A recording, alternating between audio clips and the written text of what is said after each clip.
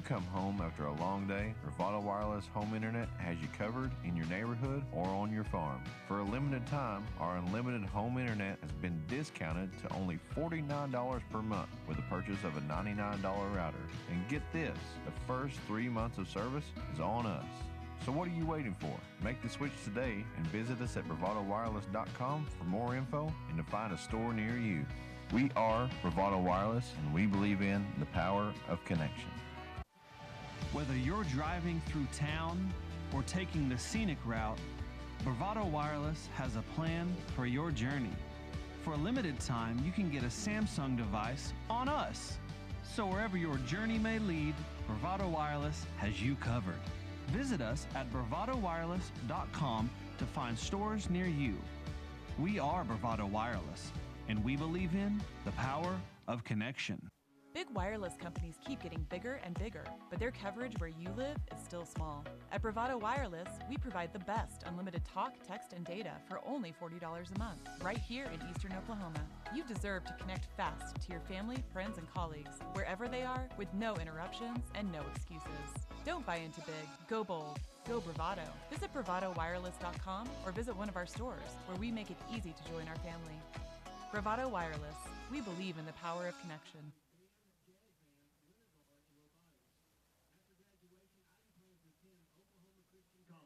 To become an award-winning band director. Nathan Gray. Nathan is the son of Johnny Rose Jacobs. His activities include football, weights, and hanging out with friends. After graduation, Nathan plans to become an HVAC technician. Michael Green. Michael is the son of Latricia Reed. His activities include band and robotics. After graduation, Michael plans to leave for boot camp for the Marine Corps. Jacob Jones.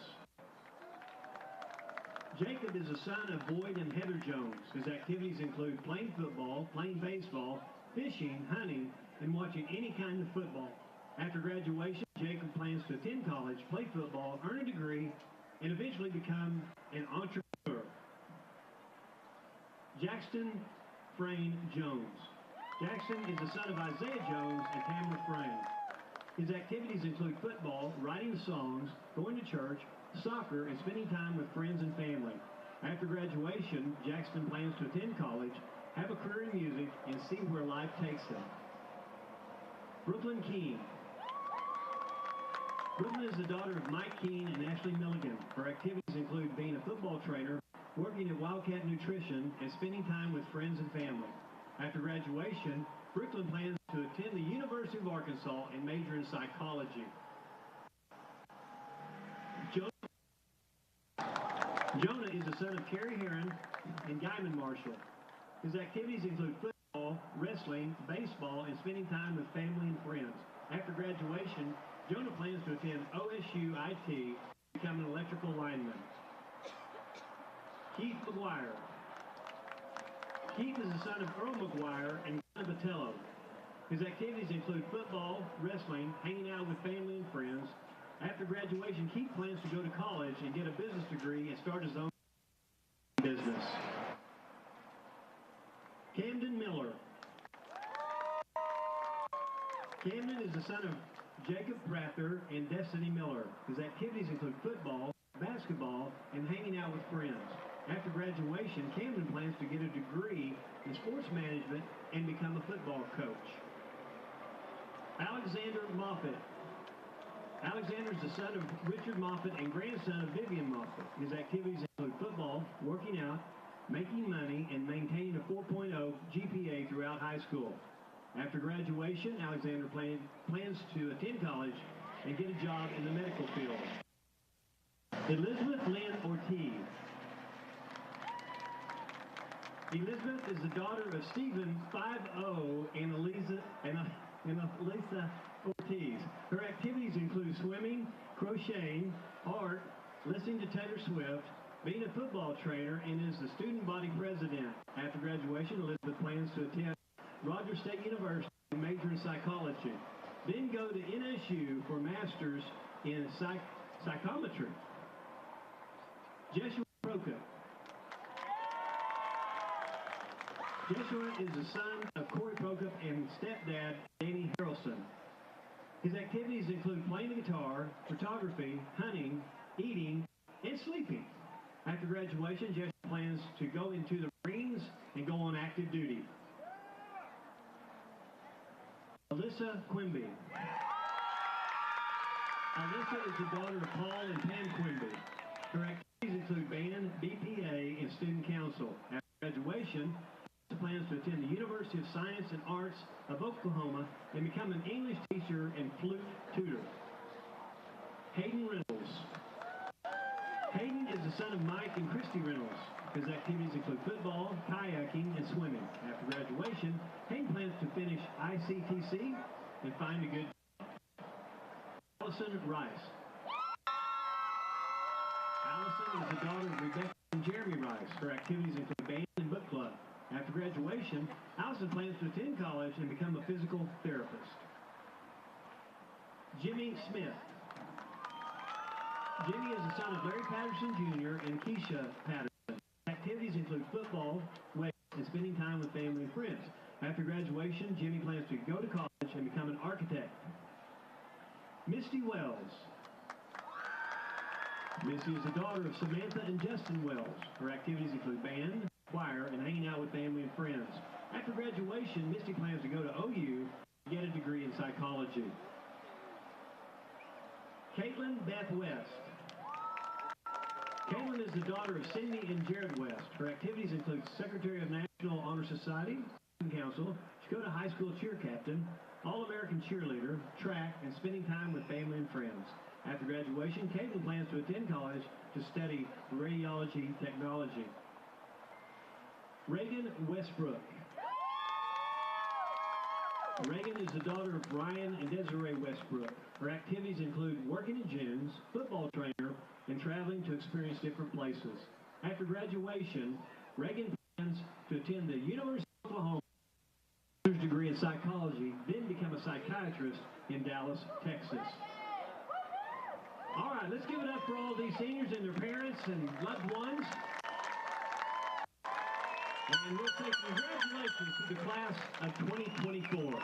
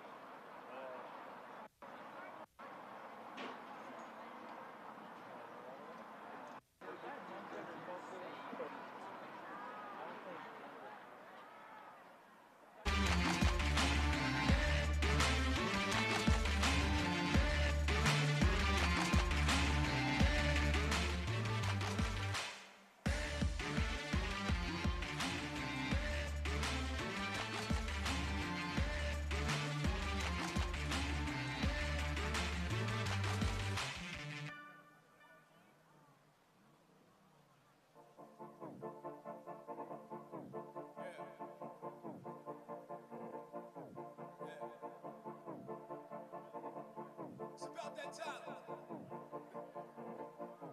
Go.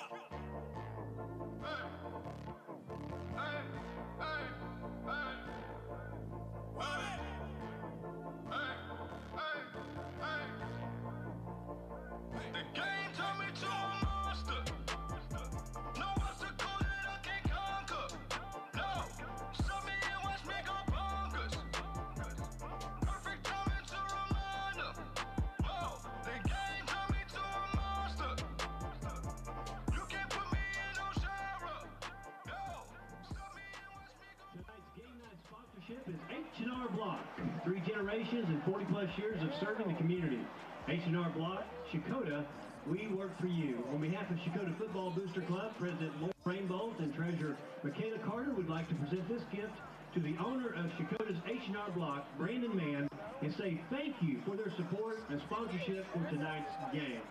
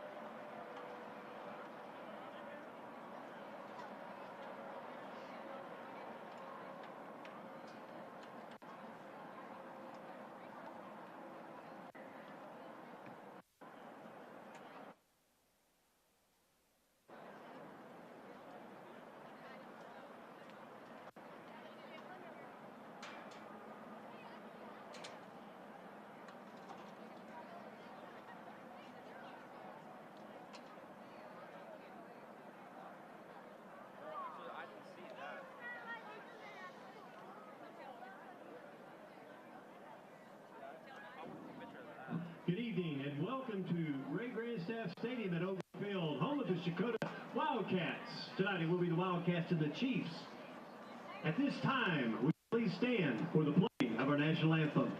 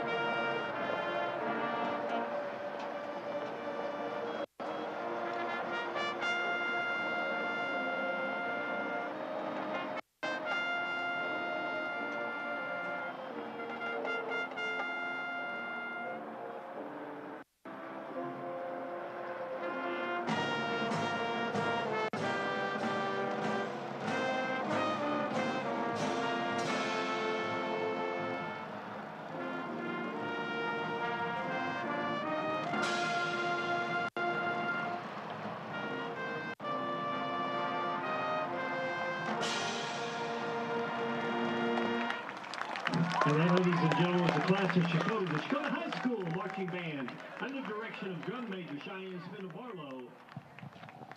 Welcome to Friday Night Lights here on a Thursday edition from beautiful CHECOTAH, Oklahoma. I'm Curtis France, joined alongside Brent Ben, and watching the CHECOTAH band finish off the fight song. And we're just a few minutes away from kickoff here on Brent on a beautiful October evening. Welcome. Yeah, great evening, Curtis, here for some high school football right here on I-40. Wonderful night here at the stadium, great weather, looking for a good contest tonight. Yeah, it should be a matchup of 2-1 teams in district play here in District 3A3. The home team being CHECOTAH Wildcats. They're 6-2 overall, 3-1 in district play. They have one game remaining in district play after tonight against Stigler, rival down the road.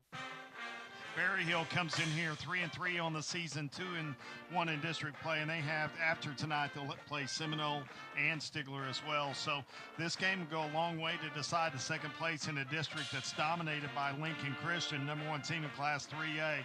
So both these teams are fighting for a lot tonight. They're fighting for a home playoff game and fighting for, really bragging rights the rest of the way. The winner of this game has tiebreaker in over any other tiebreakers in district play. So it's a big night for both teams. You feel like, CHECOTAH coming into this game got the more heralded players, and certainly we'll see a couple of those tonight.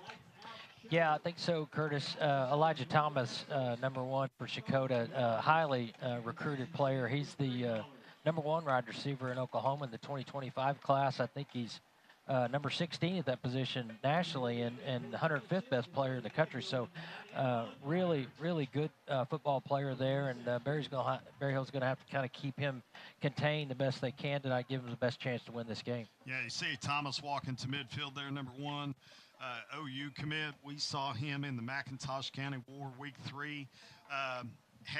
Went to him often and early. And one of the things I like about this CHECOTAH Ball Club is that they don't just feed off him. They have balance this year. They got a great running game. They got a quarterback that can distribute the football. And then you see Jaden Bray, #3 there. There's a wide receiver, and he can really go as well. And so got good balance across the field. #14, Jacob Jones is their quarterback. Elijah Thomas, kid with speed on the outside. And I thought it was interesting in the Eufaula game, he just exploded to start the second half. He probably had 8 catches for 100 yards in the first half. And you think, well, that's a pretty good game, and it is.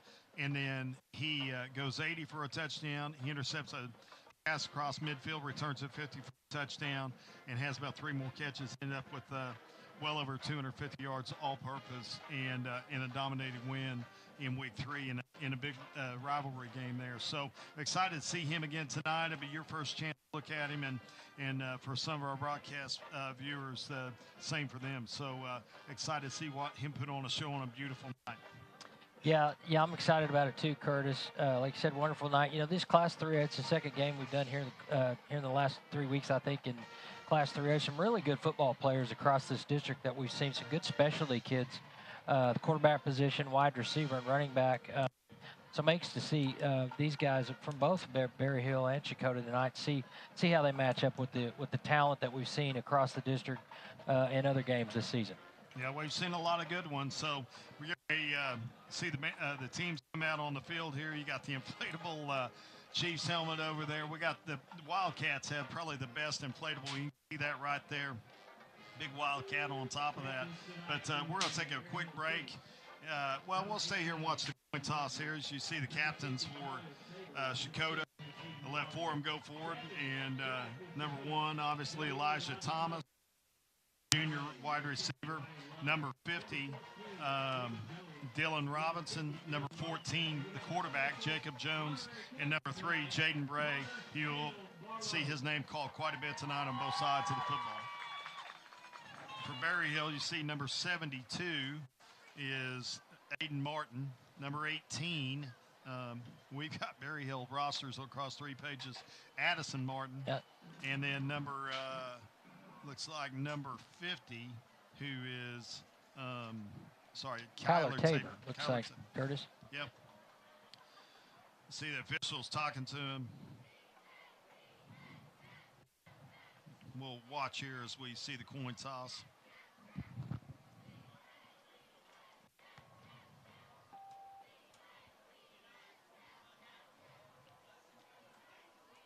I think they're trying to remind the kids not to run onto I-40 because there's a lot of oncoming traffic. This stadium's uniquely positioned. It is literally 100 yards from I-40. And so you see traffic in the backdrop when we, from tonight, in a very unique setting, but it's a beautiful stadium, field turf, high quality stands are close to the field, which I really like. Yeah, I really love these size schools, Curtis, right here on the I-40 corridor. Henrietta and Checotah are a couple, and you can really see some good high school football here at this class, just driving up and down I-40. And you're right, it's a unique setting here. We got Interstate 40, just a half a pitching wedge, right, from the center of the field. So it's a really neat place to watch a high school football game. The way I get it today, it's probably a bladed pitching wedge, but right. Anyway, we see here Berryhill will be on the west end of the field. Checotah will be on the east end, one of the few. They will receive the kickoff, so we're moments away. With that, see the captains shake hands, and we'll take a quick break in the action. Be ready for kickoff after a momentary break here from Bravado Wireless. What is Bravado TV? Bravado TV is where you can watch local sporting events, rodeos, races, and so much more for free. Why do we have Bravado TV? Well, we believe in the power of connection, which means keeping you connected to your community even when you can't be there in person. To watch Bravado TV, go to bravadotv.com and start watching.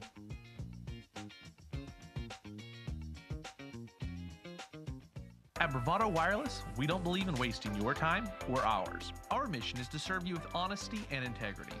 That's why we offer upfront competitive pricing with no hidden fees in our plans. For $40 a month, you get unlimited talk, text, and data with nationwide coverage. No data caps and no restrictions. No matter if it's your first, second, or third line, you only pay $40 per month per line.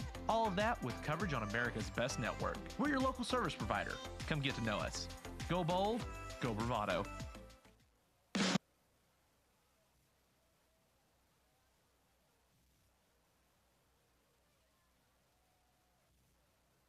American flags getting ready to run through the stands. Here's looks like Berryhill will take the field first. You see the Checotah players in there, inflatable, and see Jacob Jones, 14, the quarterback, and Elijah Thomas. And we'll see. Boy, there's a lot of banners over there for the Chiefs to run through. They got 4 rows of it. We'll see if they can make it through that and be ready to play. It takes a lot of energy out of you. Yeah, it looks like the cheerleaders and the pep band, they've been busy making signs. Yeah. So the Chiefs, Chieftains, take the field, and they coached by Pat Harper in his 18th season. all-time winningest coach in the history of Berryhill football. Then you see the home team taking the field right here. We're just a minute and a half away from kickoff.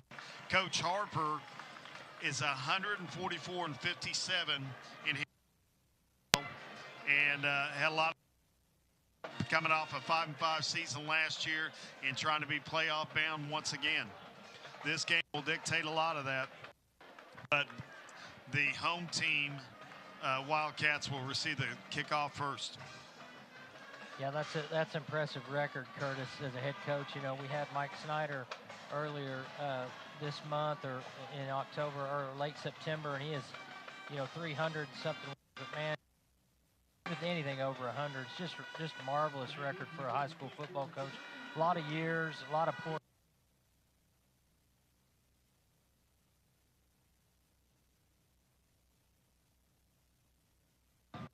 Have much enough for football. Low winds, 60 degrees for about kickoff, and we're ready to get after this one. Sounds like we may be experiencing a little audio. Hopefully we can get that corrected pretty quickly. Number 84.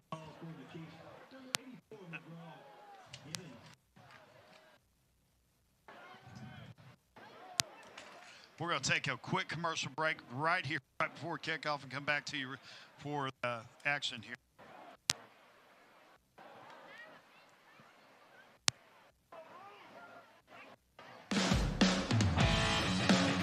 Are y'all trying to fix it?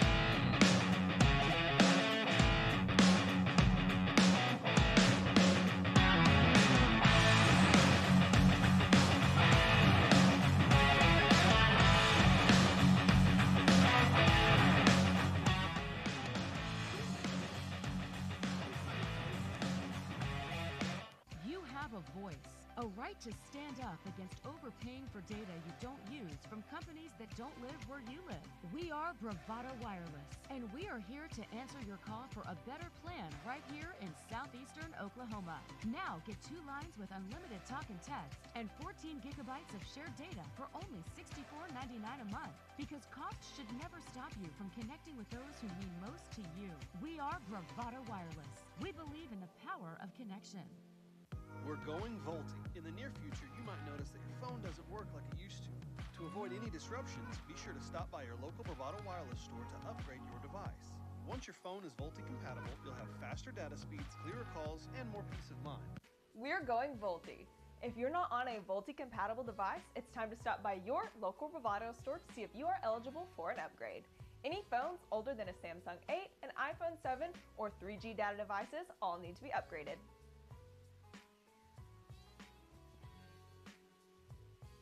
When you come home after a long day, Bravado Wireless Home Internet has you covered in your neighborhood or on your farm. For a limited time, our unlimited home internet has been discounted to only $49 per month with the purchase of a $99 router. And get this, the first 3 months of service is on us. So what are you waiting for?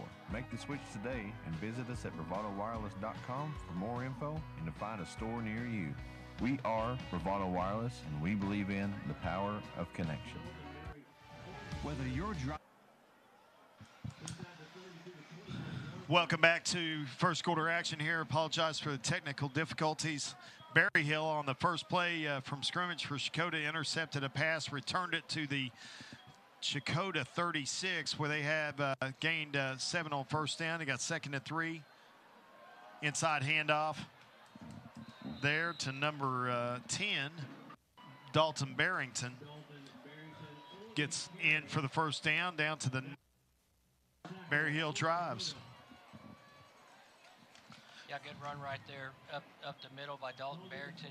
Good hole right there, Curtis, and good pickup there for the Chiefs. Yep, Jones had Elijah Thomas down the right sidelines and had to hold it for a second and pumped, and by the time he did, Berryhill defense caught up and he underthrew him.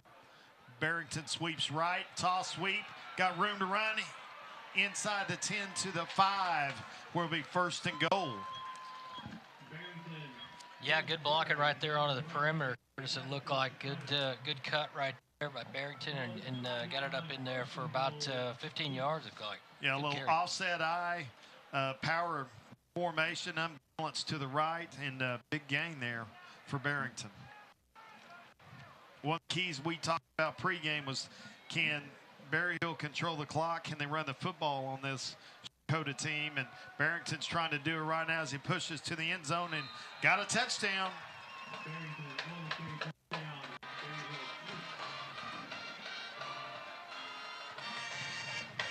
Yeah, impressive right there. That pitch, just a change of momentum, Curtis, on the opening play from scrimmage for the Wildcats. And, yeah, the Chiefs just drove it down 4 or 5 plays and stuck it in the end zone. Yeah, this Chiefs offense is not as explosive as CHECOTAH's, but they jump on board first in a critical district matchup and make it 7-0 with a point after try.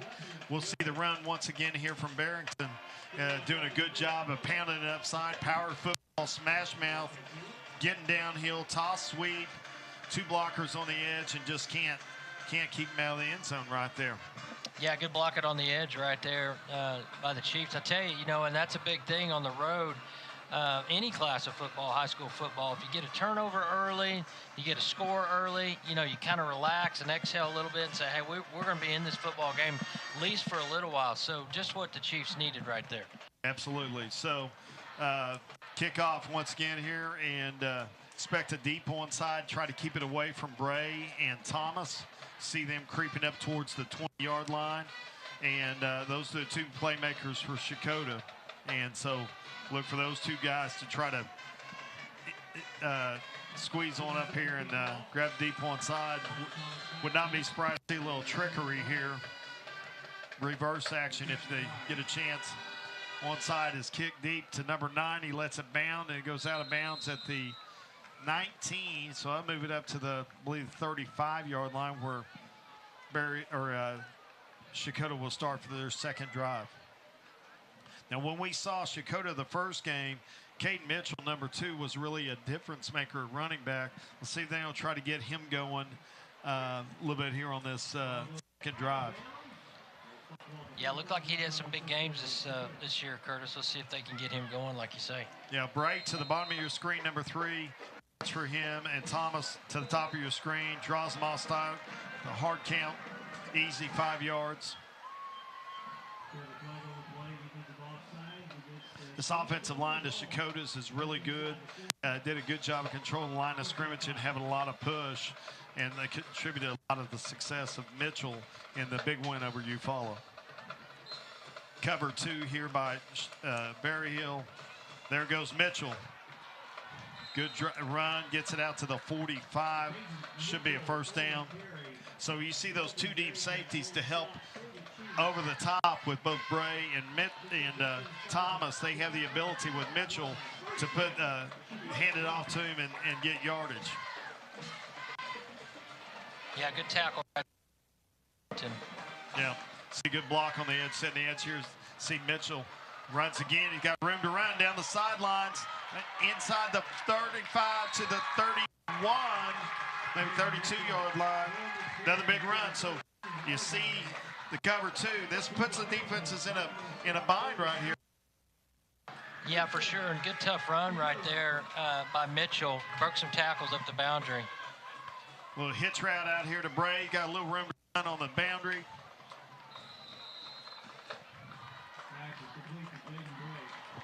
Gates about 6, maybe 7. Well, I'm going to call it 8 on the second review there. Yeah, another tackle right there by Dalton Barrington. He's getting a lot of work over there on that left side of the defense. Yeah, punch to the bottom and hand off to Mitchell. Met there, number 18, Addison Martin, linebacker. Really good player.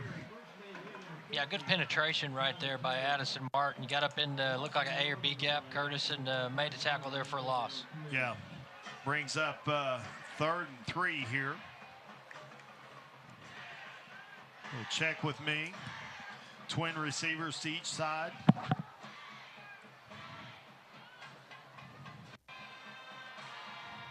Jones got time. Look for somebody to throw to. He's got Bray. He runs, gets down to the 21. I think he'll have the first down. They're going to move the chains. Good decision right there. Berryhill very soft on the back end of this. Yeah, good play right there by Jacob Jones. Kept his head up, you know, Curtis, and looking to throw first and run second. Was able to get a first down out of that play. Mitchell to his right, moves fast here. Over the middle, tight end. Dropped it, tried to one-hand catch it right there. Number 7, Brian Love. Yeah, he was open right there in the middle just for a second, and then I've been a little bit behind him, but tried to make a one-handed grab. Wasn't able to pull it in. Yeah, these safeties are still deep over Thomas and Bray, which is going to leave a soft middle right there. Watch some crossing routes here. Mitchell, room to run, pushes down about the 17. Nice gain on second down. It's a little bit of pick your poison in it, Curtis. There, you're going to play the 2 deep to kind of keep, you know, those specialty kids for CHECOTAH under wraps, but you're going to give up a little bit in exchange there. Yeah, and so I think that's what makes CHECOTAH very good. It's why one of the big reasons they're 6-2 on the year. They don't turn the ball over a lot. Thomas in the backfield, 2-back set, split back. Motions right. Handoff got Thomas. Oh, and he misses Bray over the post route. Had Thomas on the wheel route, though. Wouldn't be surprised to see him go back to that play later on, Brent. Yeah, had Jaden Bray right there over the middle, just overthrew it a little bit. You're right, but the wheel route to Thomas was open, too. He's wide open there. Yeah, corner came on the blitz, left him open. Showing blitz again, same formation. We're going to get from CHECOTAH, Coach Ross, and so we'll take a timeout in the action as well. 8:05 left first quarter here on Bravado Wireless Game of the Week. If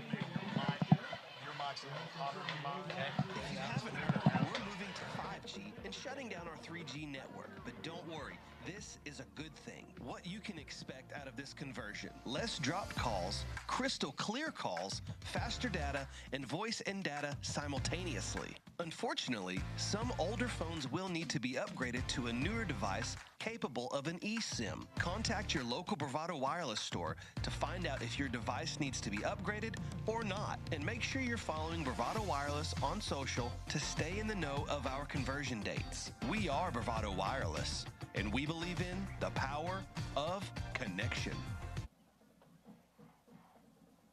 Highlights Thursday edition.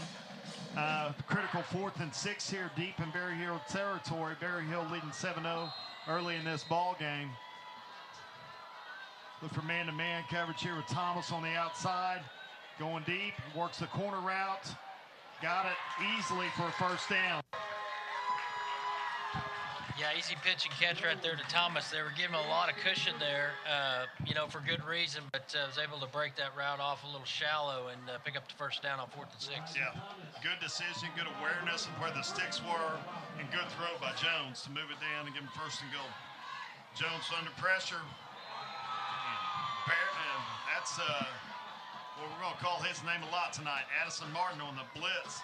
Another A-gap blitz causing some problems here. Yeah, Dalton Barrington in there too on that. A big play for the Chiefs right there on first down to get them, you know, backed up a little bit. So we'll see how that works out. Got twin receivers to each side. Thomas to the top of your screen, Bray to the bottom of your screen.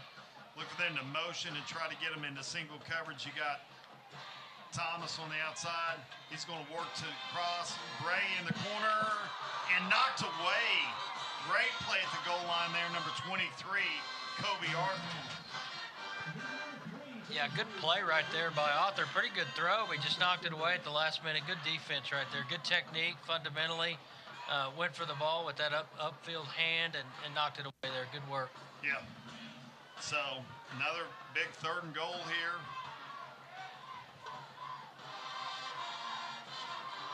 Single receiver, Mitchell. Flair, he's got him open in the flats, and boy, he is stuffed by Addison Martin once again. Yeah, good play right there by Addison Martin. Good tackle in the open field. Nice work there.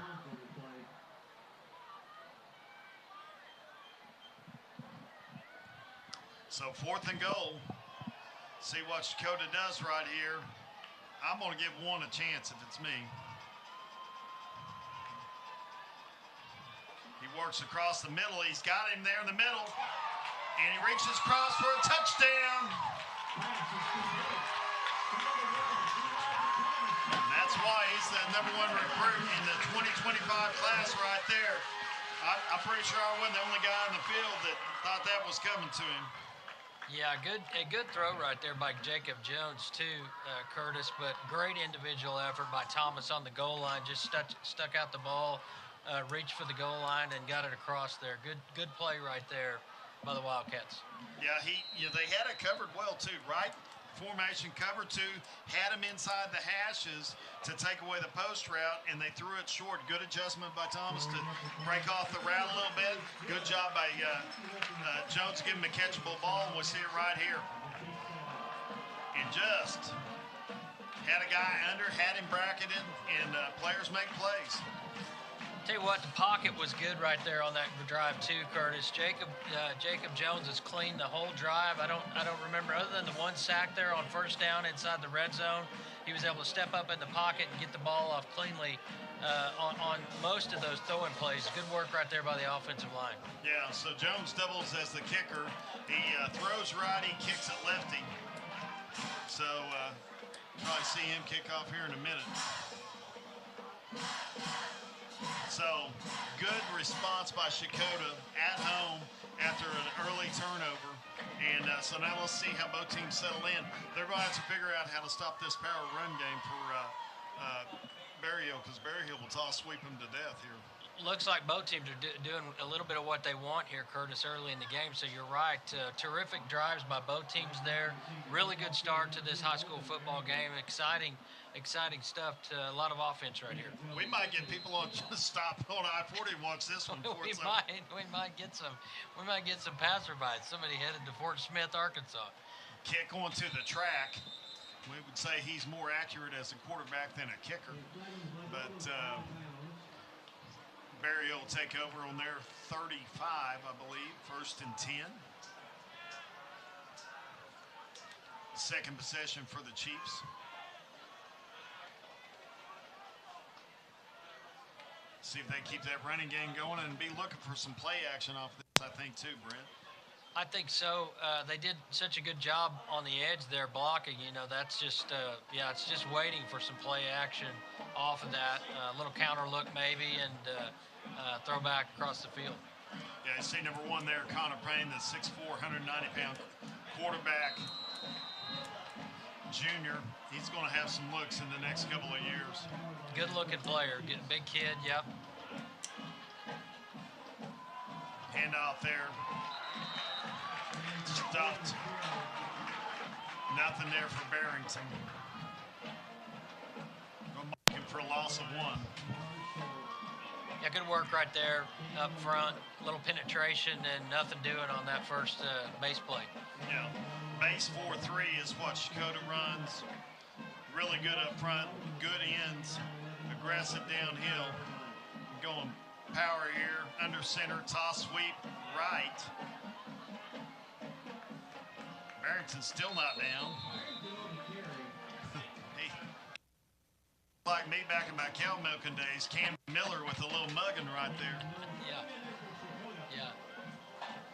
Good hard run right there by Dalton Barrington, though. Pretty good blocking right there. Got it up there and got a manageable third and medium here. So see what the Chiefs can do with that. Empty formation, trips left, Payne looking over. Twin receivers top of your screen. I wouldn't be surprised to see a quarterback draw right here. Blitz coming up the A-gap. They back out of it. Drop 7 into coverage, and he throws just short. I think it's going to be close. They may give it to him. Pretty good route right there. You know, Curtis, the rule there is you gotta drive that route just past the sticks. He got close to it. I don't know. Yeah, it looks like they're going to give it to him. Well, no, that was indecisiveness right there by officiating crew. I thought he caught it on the other side of the stick. So I think that's probably a good call, good spot by the officials right there. Yeah, just running to the line to gain, kind of posting up. asking for the ball. Back to power formation right here, unbalanced right. Fake toss sweep, here's your play action. Payne looking, nowhere to go. Big 72, Bryce Marshall.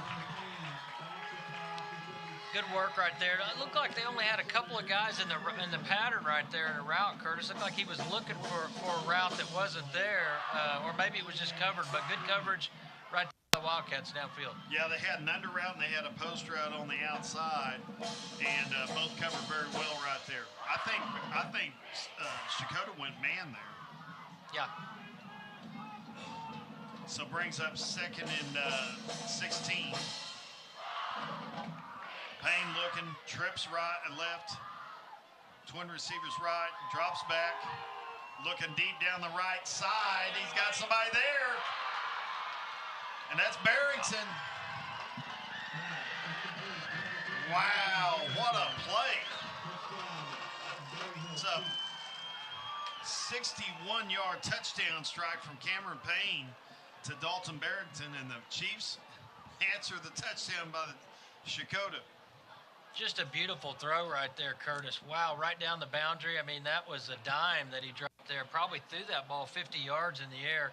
Great route by Dalton Barrington right there. You know, didn't cut his route off short, didn't try to get to the ball, just ran underneath it and ran the end zone. Yeah, great timing on that play, and the kick is up and good. So 4:22 left here in the first.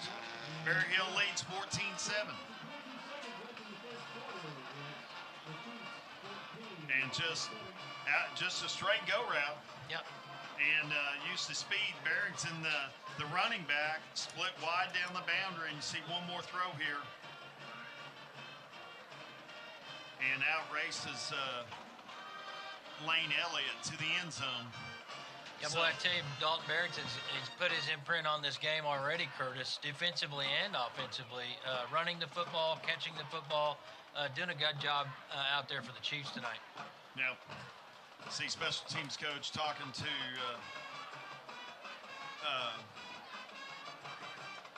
Checotah here, getting ready to line up for this kickoff.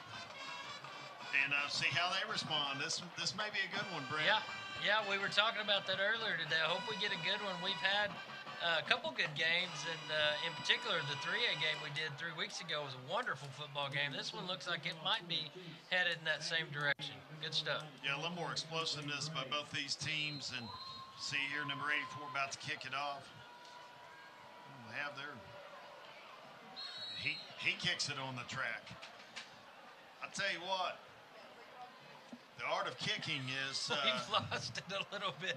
Now, it may be intentional, though. They may not want either one of these receiving crews to get it and go. That might be right. Yeah, they might be thinking the 35-yard line's a bargain. Yeah. I don't know that I blame them.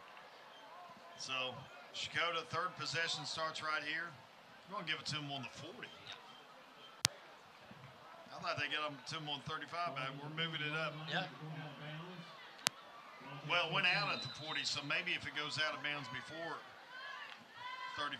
So right. Hand off to Mitchell. He's got room to run on the right side, bounces it, turned up inside, and number 11 right there with a good tackle. Forces him out of bounds.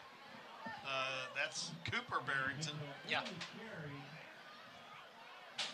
Yeah, big hole right there. Good run by Caden Mitchell.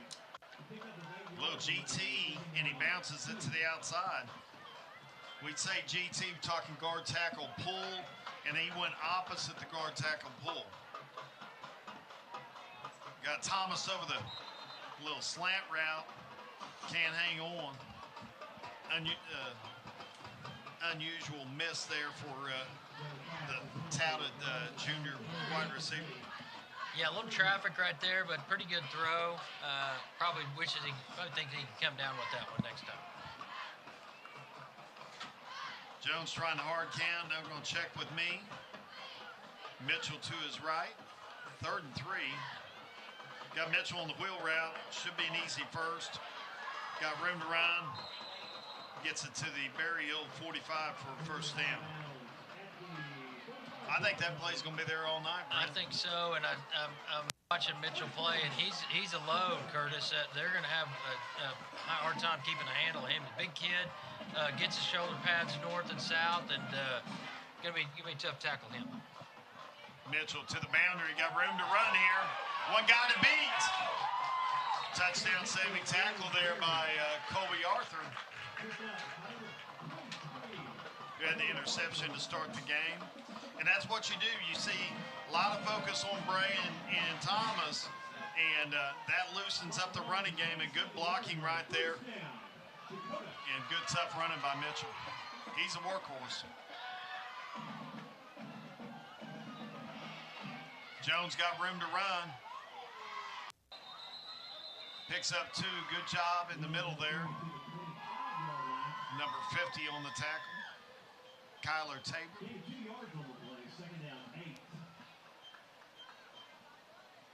Yeah, wasn't a lot of traffic in the pocket. He kind of bailed a little early there. I think he thought he might have had a seam, but it closed quickly. Yeah.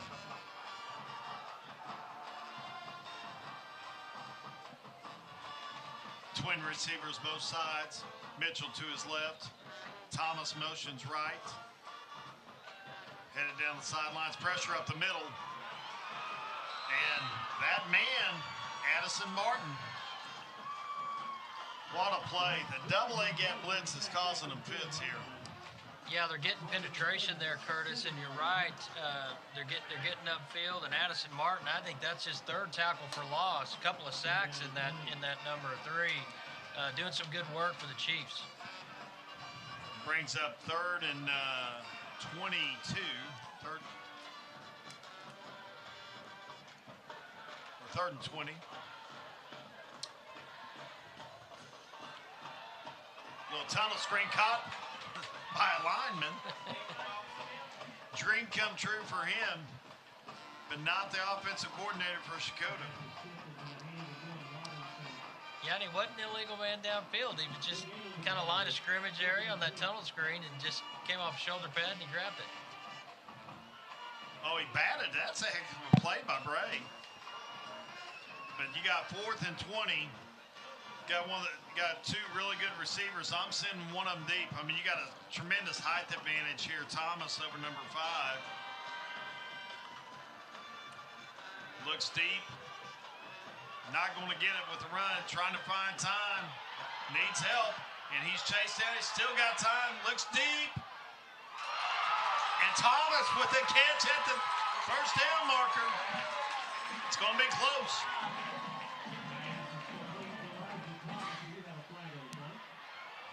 We do have a flag on the play. No, towel on the play. And they give him the first down. Wow. What a catch. They're going to measure it. Yeah, I tell you, Curtis, Addison Martin had him in his grasp, and he just couldn't get him on the ground. Good play right there by Jacob Jones to stay alive and make a throw downfield. Boy, from that angle, I think he got it, but we're not privy to, the refs aren't privy to replay, and so the Chiefs hold. If they had replay, I think he gets the first down when he came down with the ball. But you see the athleticism right there. Great play by Jones to keep him alive. Reminds us of our old intramural quarterback, Jim John Hush. Yes, little bit reminiscent of Jim John. I mean, catches it on the 21, comes down on the 22. They're going to mark him a little bit short. Good play right there by Cooper Barrington too, Curtis, to make a sure tackle and kind of push him just a little bit upfield, and maybe that was the difference. Yep. So 1st and 10 on their 17. Berryhill, 1:24 left here in the first. Keeper here by Payne. Zone read picks up about 5. Tell you what, for being 3-3, Berryhill looks very efficient offensively. I was thinking the same thing. They're executing at a high level, both these teams. Not many penalties, pretty sharp play offensively. They both look good. Now, you know, we're in week 7 of the season, 7 or 8 for some of these teams, so you'd expect some of that, but good work offensively by both these teams. Payne under center, they mix it up. Some gun, some under center. I formation. Handoff to the fullback. Just rallied at the grass there by number 72, Bryce Marshall. Bring up 3rd and 3. Trying to catch him with the fullback. Yeah. Good stout front four there for CHECOTAH. Sniffed it out. Yeah, CHECOTAH got some size up there defensively in the front four, Curtis. That's pretty impressive. Some big kids up there, and yeah, the fullback probably was going nowhere. With that, they're going to let the first quarter clock come to zeros, and with that, we'll take a break in the action with Berryhill leading 14-7 in 3A3 matchup here. Come back in just a moment with more action from Bravado Wireless.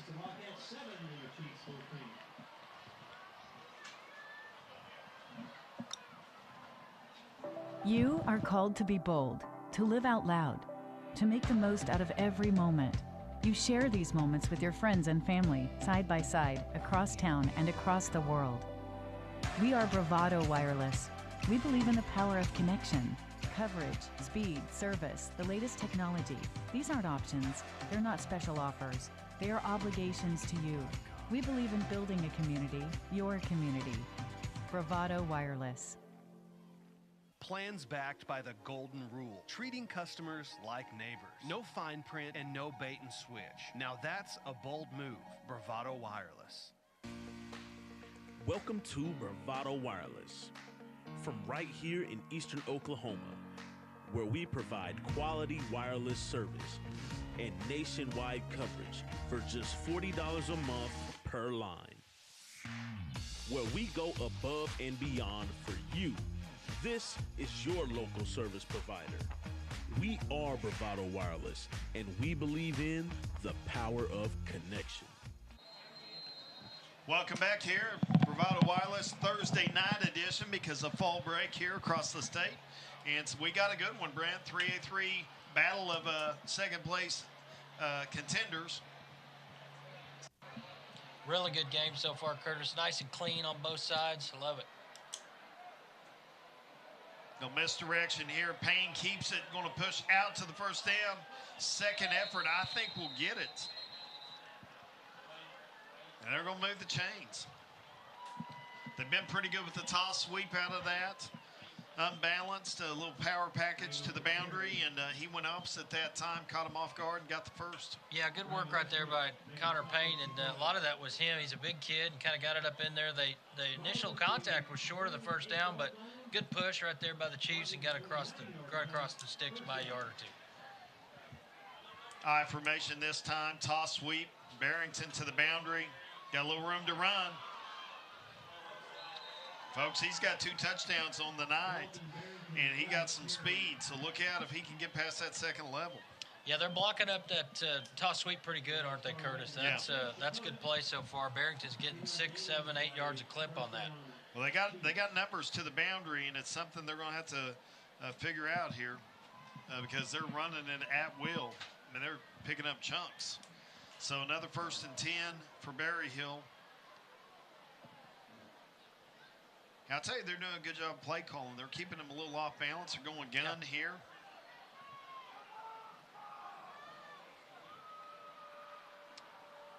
Handoff to Barrington. Boy, swallowed up there by that front four.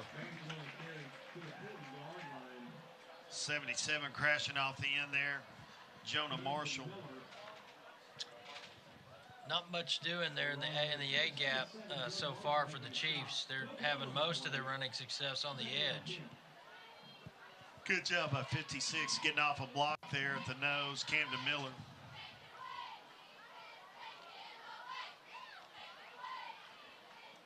Boy, I really like the helmets, that metallic look, the striping there for CHECOTAH. Crisp uniforms. Quarterback lead. Payne's got a little room to run. See Thomas on the edge and just slinks him down. There's some closing speed for you. Yeah, that's not a race Cooper Payne's going to win very many days, is it? Running laterally against Elijah Thomas. That wasn't much of a foot race. Yeah, so that's first, 3rd and long here for Berryhill. on the night. See what they do. They had a third medium and went empty and threw it down the boundary to Barrington. Their last possession got a 61-yard touchdown pass. Single receiver here, Barrington to his right. Gonna drop back. He's looking to outside there. Great play by Caden Mitchell. Running back linebacker makes a great break on the ball, bats it down. Probably had a chance to intercept it, but he's thinking knock it away first. Covered some ground right there, didn't he, Curtis? From from the numbers to the boundary. Good work right there, and with knocking that pass away. May force our first punt of the night. With these teams, you never know. Now Barrington, is that number 10? Yeah, the running back's got both touchdowns. He's Dalton Barrington. He's the punter here. He's doing some heavy lifting, isn't he, Curtis? Here, special teams, offense, and defense. Rugby. Boy, tell you what, that wouldn't have cleared our foreheads. No, that was pretty low. But I really like the call right there. I like the strategy. Keep that ball out of the air. You don't want Elijah Thomas fielding that with any space probably to return it. Yeah, dangerous return guy. First possession here, second quarter. Wildcats, and they'll take over on their 27-yard line. Go back to work, try to tie this ball game up.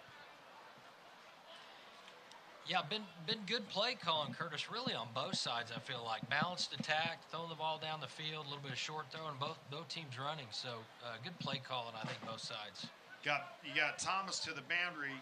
Last game we called, they threw a lot of passes here too, and see what they tried to do. They got him doubled, and they got an interception. Cooper Barrington from the safety position cuts under the route there by Jaden Bray, and great break on the ball. Second interception of the night. Yeah, you called it, Curtis, off the line right there. They doubled Elijah Thomas and didn't give him a clean break off the line. So they looked back over the middle, and great break on the ball right there by Cooper Barrington. Good pick. It was a bang-bang play over the middle. Great job of hanging on to that thing. Yeah, so great field position here by Berryhill. 1st and 10, Checotah 40. And seems like this is a big possession for Checotah. You want to hold them here. Formation. We're going to have a procedure here. Bring it back 5 yards. First time we've seen pistol formation out of that power package.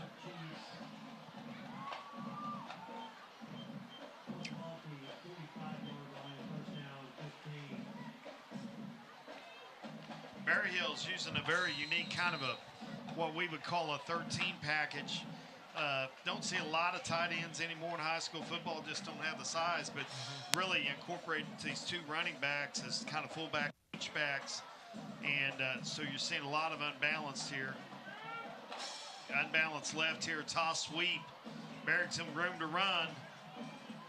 He's drugged down after a gain of 5.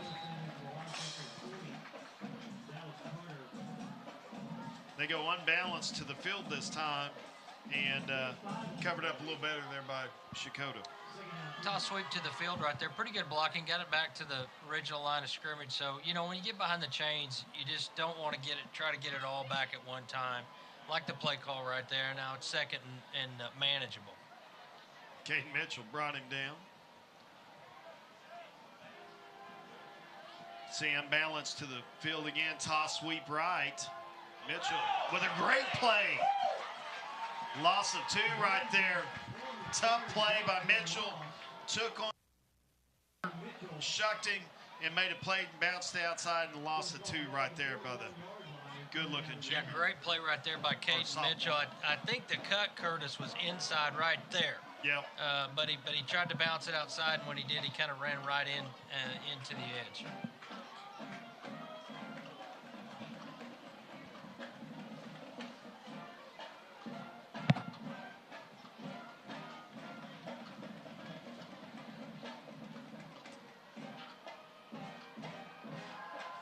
Back to pass. Payne's got a little time. Looking for Barrington in the flats. 3rd and 11. Tackled after a gain of about 7. We're going to bring up 4th and short here. I'm sure this is go zone. Yeah, good play, good execution right there. Found Barrington in the flats and got him in a reasonable spot right here on 4th down.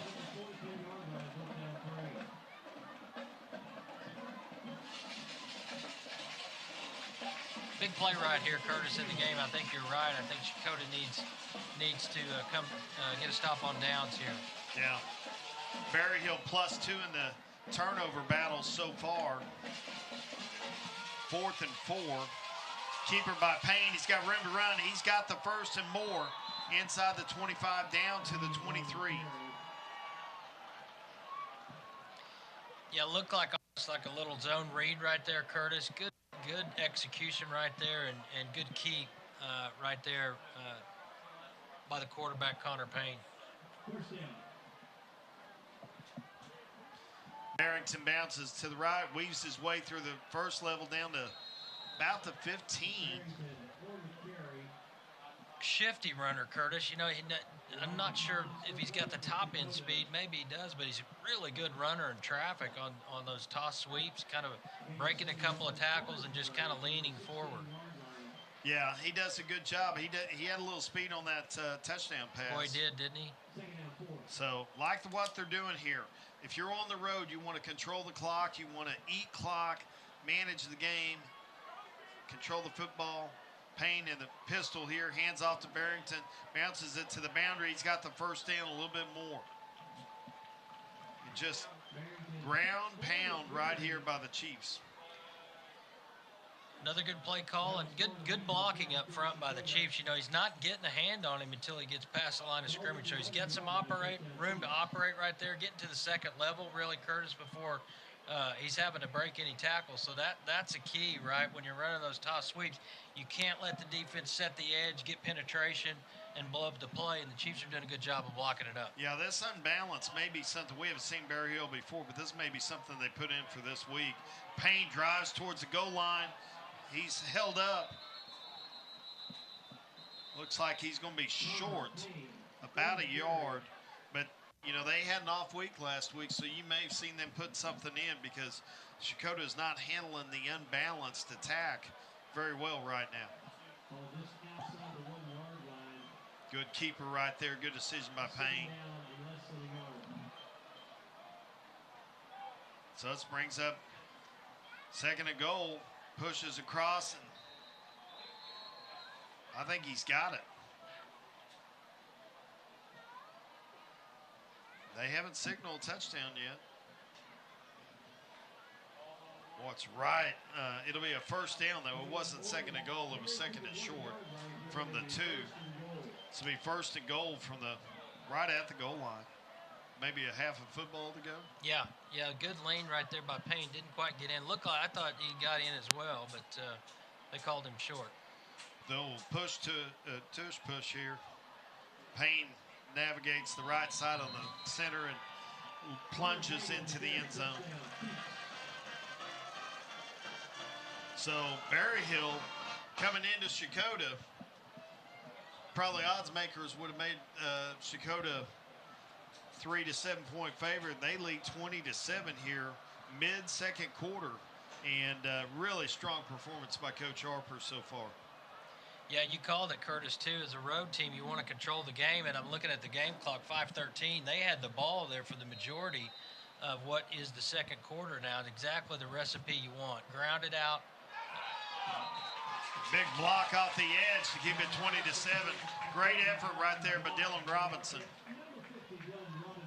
So CHECOTAH's got, I think, of teams that are explosive. You see this at all levels.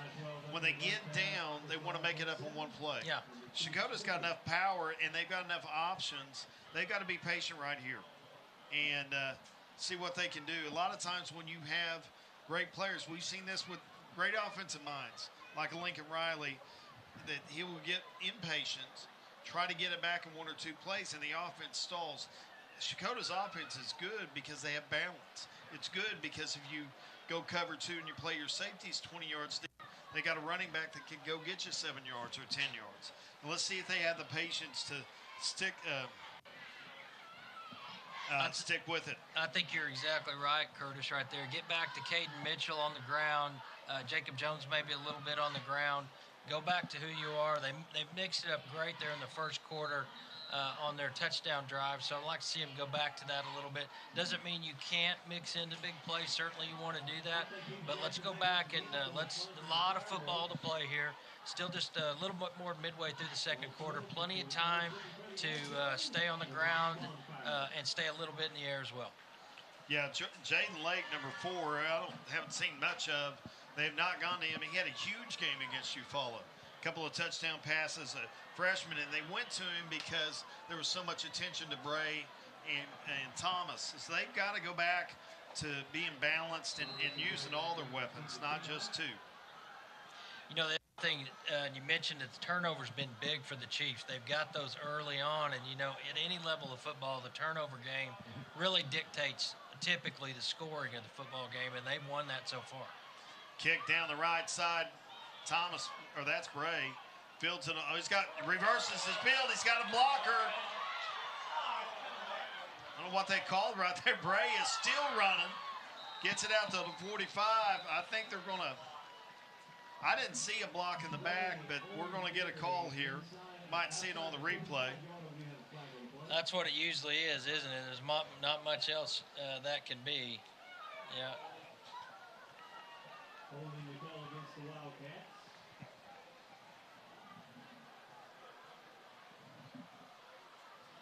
Good reverse of field there by Bray, though. Good run, and all for naught, but it was good effort there by Bray on the kick return. Penalty moves it back 10 yards from the spot. Give them first down on the, looks like the 20-yard line's where they're going to call it. So, boy, you need points right here. You can't go into halftime down 2 scores. Not that they don't have the explosiveness, but it's a momentum, it's a feel thing. You hear a lot of coaches talk these days about winning the last 4 minutes of the first half and the first 4 of the second half, and 80% of the time you won the ball game. So let's see what CHECOTAH does here. Mitchell across the 20 out to about the 24, maybe 25. Even though you got explosiveness and you got time, you need to move with some pace right here. Yeah. They're pretty good at that typically. Let's see how they manage the clock here in the last minute of this. Yeah, I like that play call, though. Let's go back to Caden Mitchell here, and let's see what we can do on the ground. Check with me.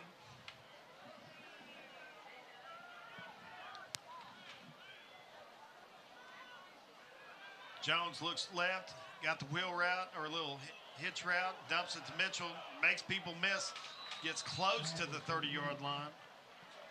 Little check down there. Good tackle right there by Chase Bivens, looks like, in the open field. Nice work by him, but yeah, 3rd and short.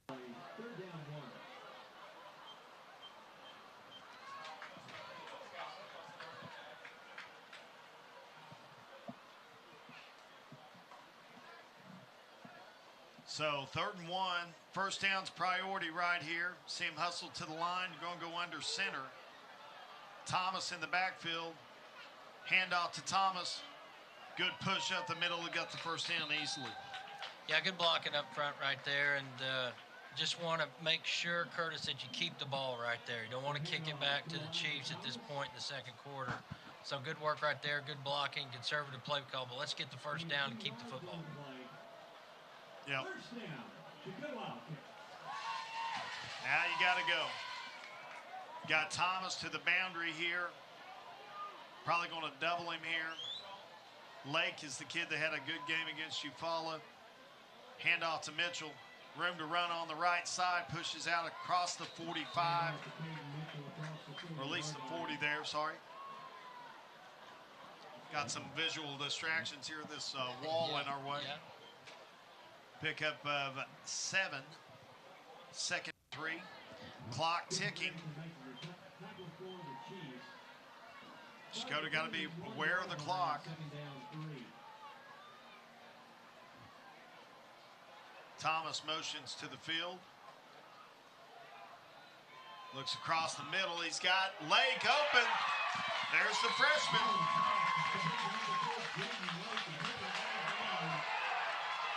And we got a late flag here. Maybe a hit out of bounds. Could be 15 more. see what the call is. But you see Lake Thomas with the attention, everyone looking away from him, and the freshman's open in the flats. Motion to the other side with Thomas. Yeah, and ran a route to the boundaries. Good route and good throw right there. That's what we saw a lot of against Eufaula. Dead ball, personal foul against Berryhill. Big mistake here. First mistake of the night for Berryhill. You see the motion there by Thomas. Defense looks up. Lake wide open. Nobody around.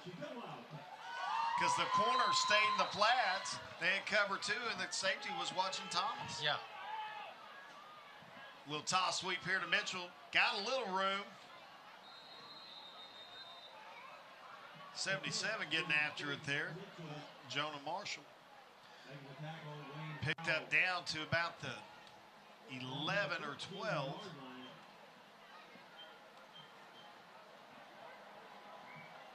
Boy, Lake kind of got in his way there. Clock still ticks, 2:30. Think they can be patient here. They got timeouts left. Yeah, no rush at this point with 2.5 left. They got timeouts inside the red zone, so I like this. No rush. Got a bunch receiver to the boundary. You got Bray, single coverage on the outside. Mitchell with a handoff. Barrington off the edge and makes the play. The do-it-all guy for Berryhill, Dalton Barrington off the edge with the tackle. Well, good job right there defensively by the Chiefs. Both those plays, Curtis, on first and second down. They were giving a little bit up on the toss sweep to Caden Mitchell, but early in the drive. But good job right there defensively. So you got Thomas to the boundary. They got trips to the field. I think they're going to Thomas. Pressure up the middle. A-gap blitz. Jones outruns him. Pushed out of bounds about the 7. Boy, every time they go man-to-man, try to get Thomas ISO to the boundary, they double A-gap blitz, and you see the blitz right up the middle. Yeah, Addison Martin, again, same defensive call. You're right, Curtis, and he's had a couple of sacks on that. Wasn't able to get him there, flushed him from the pocket, but that is a good play call defensively. Yeah, I think you may see him run this clock down. 4th and 1. Well, it says 4th and 1 on ours, but it looks 4th and about 3. Yeah. Berryhill will take a timeout. With that, we'll take a quick break in the action here on Bravado Wireless Game of the Week.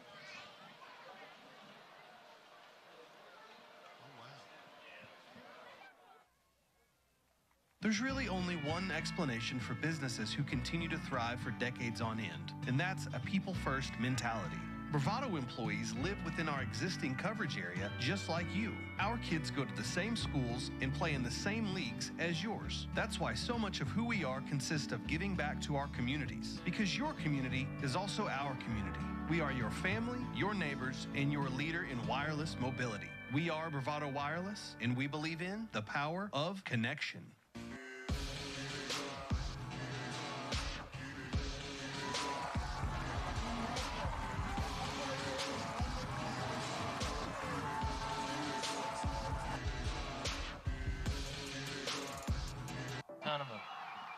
Welcome back here. Big 4th down here. Late first quarter, first half. Berryhill's going to take another timeout. And so we'll stay here this time and set the stage here. 4th and 2. Maybe it looks almost 3. Berryhill with a commanding 20-7 lead on the road in 3A3 action here, Brent. Done a great job tonight, controlling the clock, controlling the tempo, keeping CHECOTAH off balance here. And this is a huge possession here for CHECOTAH. They need points on the board. Not going to go trust the kicker. They're going to try to get 7 right here. Where do you go? And I like that. I like the call. The challenge right here is the last 2 toss sweeps running plays. The Chiefs really fit that well defensively. So, and like you said, it's not 4th and 1. It's closer to 3 than it is to 2. It looks like to me. So, it's just like you said a second ago. I like the ball in Elijah Thomas's hand. Some way. Either from the backfield, maybe the slot or wide receiver. Let's get him the ball somewhere in space and see if he can get a first down. Yeah, I wouldn't even mind seeing him on a jet sweep. Yeah. Motion, kind of toss sweep. You see him here off the tackle. Bottom of your screen, number 1. Caden Mitchell to the right of Jacob Jones. Releases the pressure up the middle once again. Jones running for his life. Got room. Can he get to the end zone? Touchdown. Big time play by number 14, Jacob Jones. Avoids the pressure up the middle, evades pressure out to the right, and gets in on a huge play to get Checotah into the end zone. Huge play right there. Big hit by Cooper Barrington at the goal line to jar the ball loose, but he'd already crossed the plane. But you're right, Curtis. It's that A-gap blitz again that's flushing Jacob Jones from the pocket right there. Showed some good speed on the edge, and a big play right there tonight for the Wildcats. Yeah, great competitive spirit on that play. Was not going to be denied, and brings these Wildcats within 1 score with this point after try to make it a 6-point game. And he got it. See the replay right here. Right up the middle, number 18, they did use Mitchell to block there. So they handled Mitchell pretty well to block the A-gap, and then 24 off the edge brought the pressure Casey Field. But not before Jones got to the end zone. Boy, big hit there by Cooper Barrington. Yeah. And, boy, it's an exciting ball game. It's a good football game, a really good football game. Don't know we could ask for much more. A lot of good offense, Curtis. Clean on both sides. Haven't seen a lot of laundry out there tonight. Just 1 or 2 procedure penalties, pre-snap penalties. But otherwise, been real clean. Not holding, no interference. Really good football game so far. So 1:29 left. I do not expect Berryhill to be content with running out the clock and taking a 7-point lead in a must-win ball game here on the road. I would expect them to be aggressive, and we'll see what they do here in this last drive of the first half. Yeah, I think so. Depends a little bit on this kickoff return. If they get decent field position, I agree, Curtis. Boy, kicks it deep. Barrington fields it on the 8. We got a hold here. Got a pretty good fight going on. And see what the call is here. See the bottom of your screen. Barrington gets it out close to the 24, 25, and I think it's going to be a hold on Berryhill, which was at about the 30. Holding call is the call. That'll push him back inside the 20.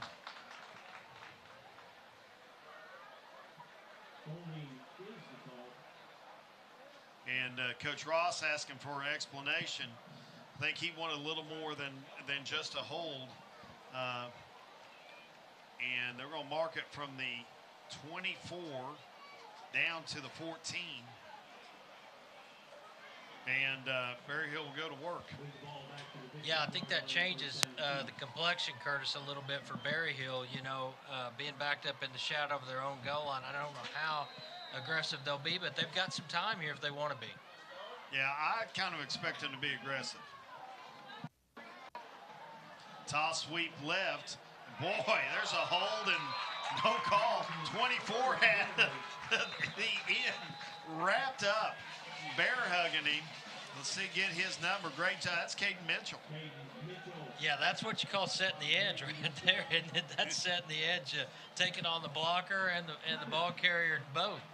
Boy, I mean, Mitchell does a great job. Second time in as many toss sweeps we've seen him really take on that blocker and kind of shuck him and make the play in the backfield. Something, a good adjustment that we see there from Checotah late in this first half against the toss sweep, which ate him alive in the first quarter. Yeah, good football player, isn't he, that Caden Mitchell, Curtis? We've seen him defensively knock a pass away. We've made a number of tackles. Good runner right there.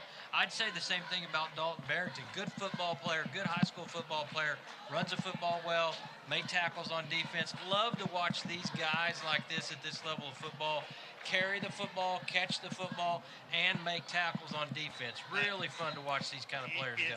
You don't see it a lot at the 5A, 6A level. because of the numbers and trying to keep people fresh and all this stuff. But I think kids in general just want to go play football. They don't want to just run it. They want to tackle people. Yeah. And I used to remember that Adrian Peterson back in the day at OU would beg Bob Stutz to be a gunner on the punt cover team. Yeah. So we got a reverse right here. Room to run. And nice pickup there by number 4, Wayne Howell. On the reverse, that gets it out to the 27-yard line. Possible hold on the edge, and I couldn't tell if it was Mitchell holding the blocker up to set the edge, which he's done. You see the play right here, and we're going to go quick. We won't get the replay in. Trips to the top of your screen, a little unbalanced. Toss sweep again to Barrington. A little bit different look. Barrington with some room to run. Following the big nasties out to the 36, maybe 37-yard line. We'll see this block we were talking about right here, the reverse.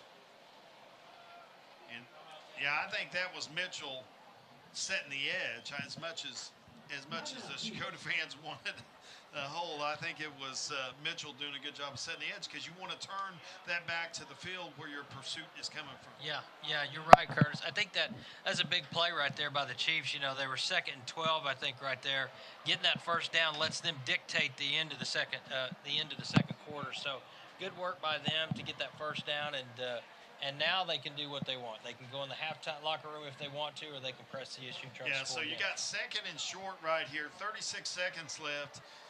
If it's me, I think you take a shot right here. Yeah. And if you get it, then you stop the clock. You don't have any timeouts. You can get down and you down the ball, and then you can go again. If you don't get it here, you can hand the ball off, toss sweep, see if you make a play on the edge, or you go into halftime up 6. Yeah, I like that. You know, and Connor Payne's is proven he can cut it loose. You know, that deep ball he threw down the sideline to Dalton Barrington there in the first quarter, threw that maybe 50 yards in the air. So he's got plenty of arm strength to score right here if they get an opportunity. Yeah, going under center here. Look for play action maybe. Trips to the top of your screen. Oh, we got a double pass, and he's wide open. He got room to run. He's going to go all the way for a touchdown. Howell off the double pass. Great play call by Berryhill right there. Trips to the boundary. Throw the backwards pass to Barrington. He throws it over the top. Easy pitch and catch.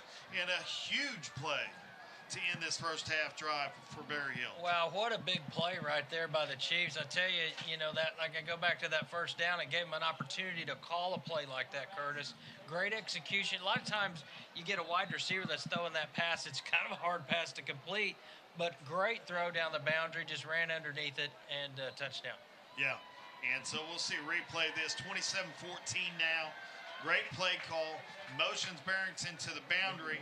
He's got room to run and just throws it to Howell as the defensive backs tried to jump the route and left him wide open for an easy Berryhill touchdown. One more time right here. That's the other Barrington. That's number 11, Cooper Barrington. Yeah. And just a great play call. We've seen great play calling here tonight so far. I tell you, what a great high school football game we've seen. This has been a whole football game worth of offensive explosion and a half. It's been a treat. Yeah.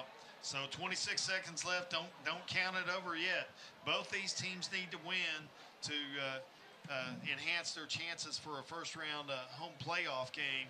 And as you can tell by Berryhill, they didn't travel from West Tulsa to come up short on this one. They came here to win the ball game, and you love to see the aggressive play calling. I think that happens from a guy that's been there 18 years. He's been at state title games. He has competed at the highest level. And good job tonight. Yeah, I think you're right, Curtis. And where they are in the district, too, I think dictates that. They're both one loss in district.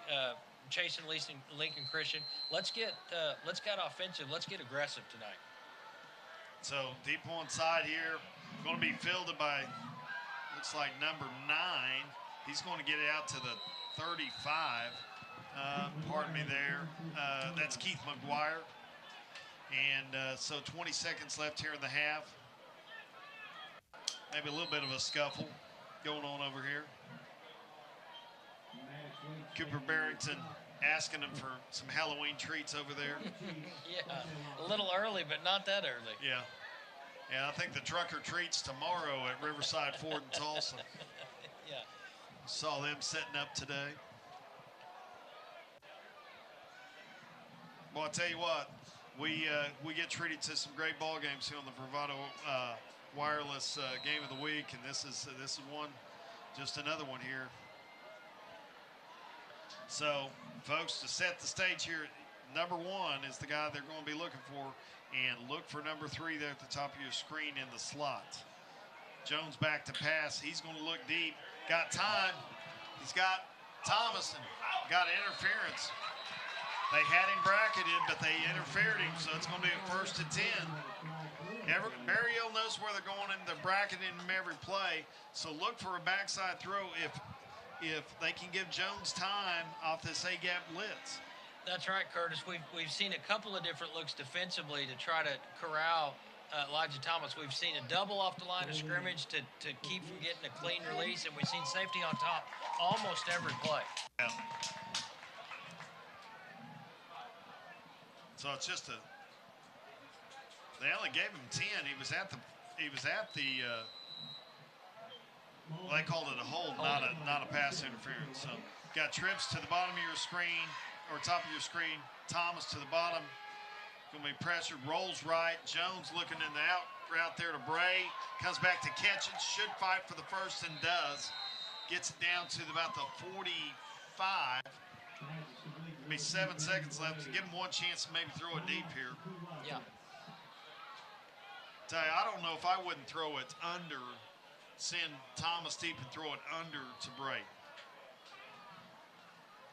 Yeah, the Chiefs got Connor Payne deep, looks like. You know, they're big quarterback, good athlete, so they're trying to do, you know, whatever they can to keep him from the end zone, obviously.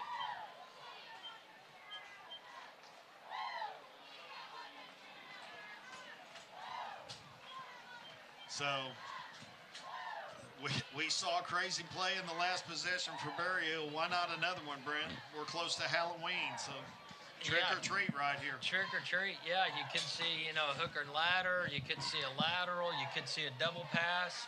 I tell you, just whatever you can do to get Elijah Thomas in the open field would probably be what you want to call here, obviously.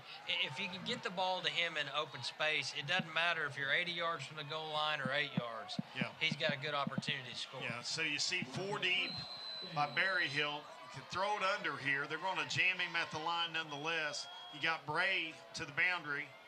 They're going to throw it down the sidelines, not going to get it. Pressure up the middle off the edge by Barrington.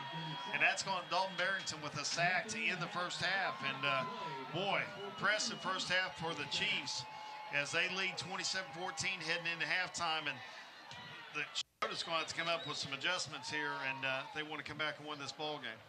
Yeah, and I think the Chiefs receive the if they defer, they're going to get the opening second half kickoff, I believe, Curtis. So an uphill struggle right here for CHECOTAH. They are home, but really this game, the difference is the trick play we saw right there at the end, the double pass. Yep. Yeah, so we'll let both teams regroup.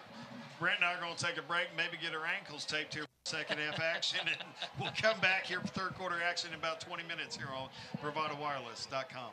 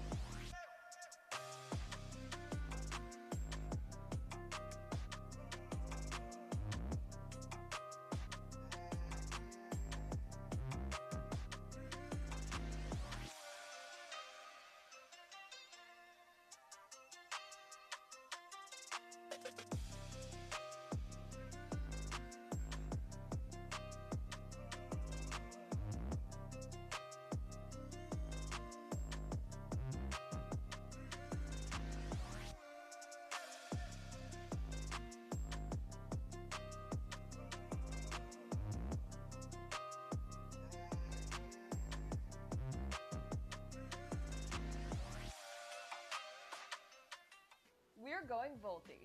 If you're not on a Volti-compatible device, it's time to stop by your local Bravado store to see if you are eligible for an upgrade. Any phones older than a Samsung 8, an iPhone 7, or 3G data devices all need to be upgraded.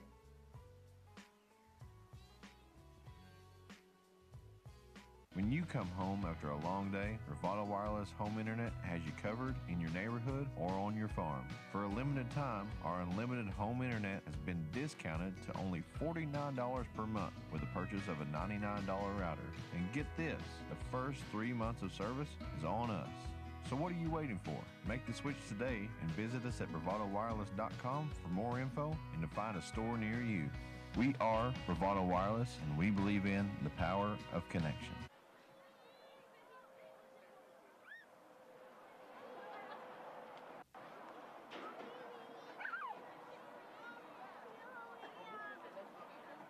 Dear reader, a tale of an arrival that set the entire political society abuzz. A family, neither rich in every sense, has descended upon clothing their carriages, display of newfound wealth, a testament to opulence without taste. It's as if they've mistaken grandeur for garishness, as if all that is on the paper. They've invited the entire social scene, myself included, to a ball to celebrate newfound riches.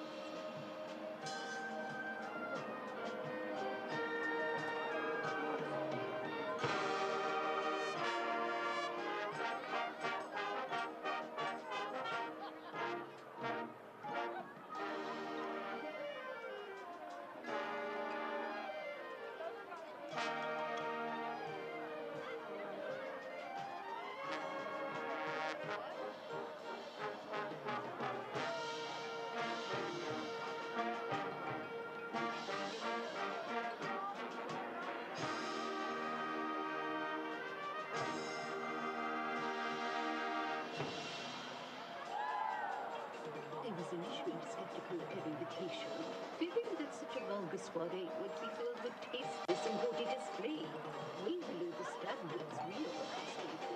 But my curiosity had taken hold, and I feared I must attend.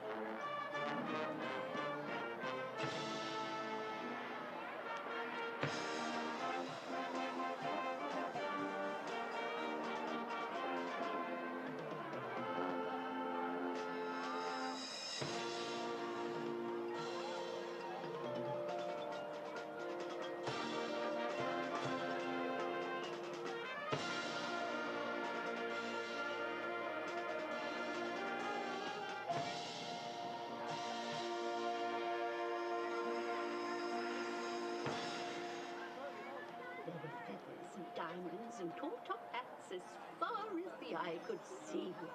Dances were danced, gossip was and some ankles were shown by the brave. Rowdy guests were overturning chairs and knocking paintings askew. What a wild time was had by all.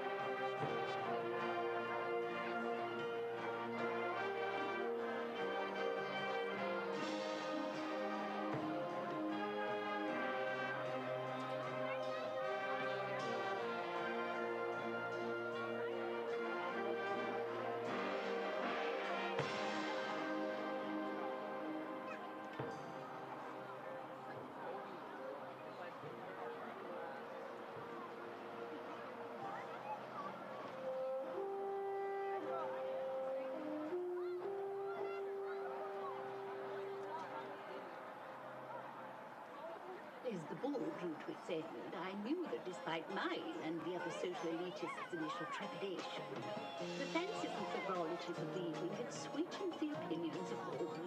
Even this writer's notions can swing affectionately toward our new, shall we say, fellow citizens. In truth, dear readers, our fair hamlet is practically abuzz with praise for our new English neighbours.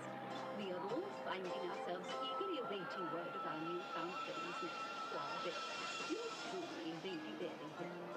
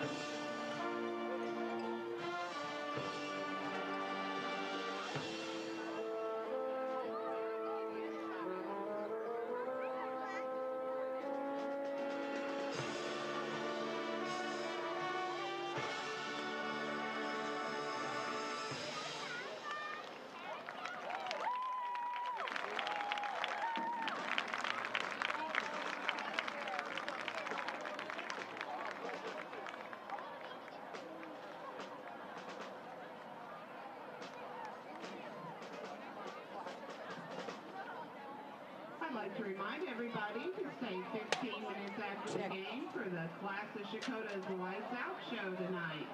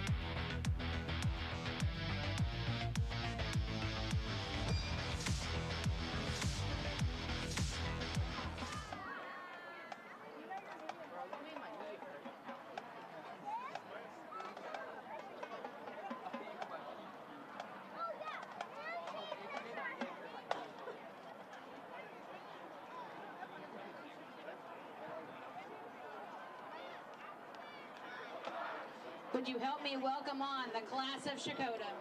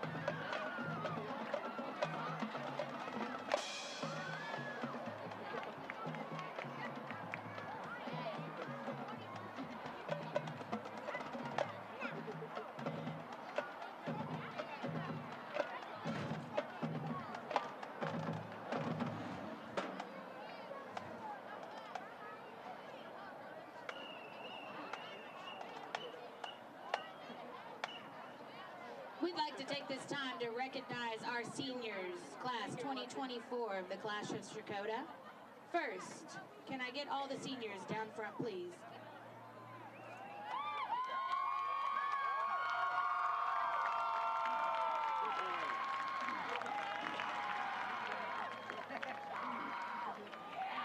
First person I'd like to recognize is Michael Green.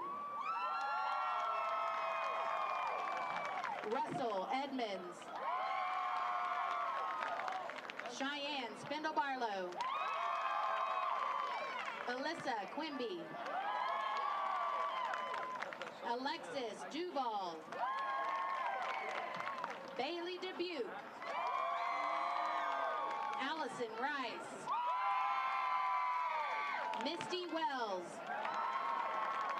Trista Cloud. Cecilia Brody.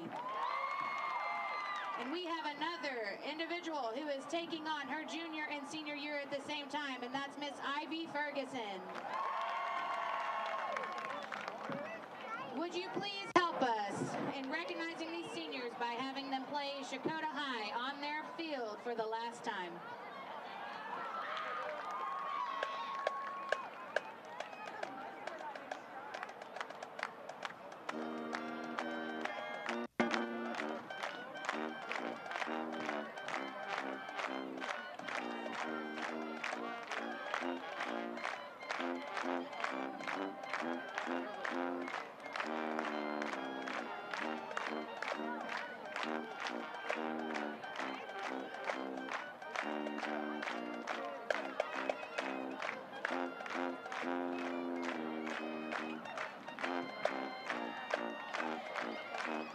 Everybody now.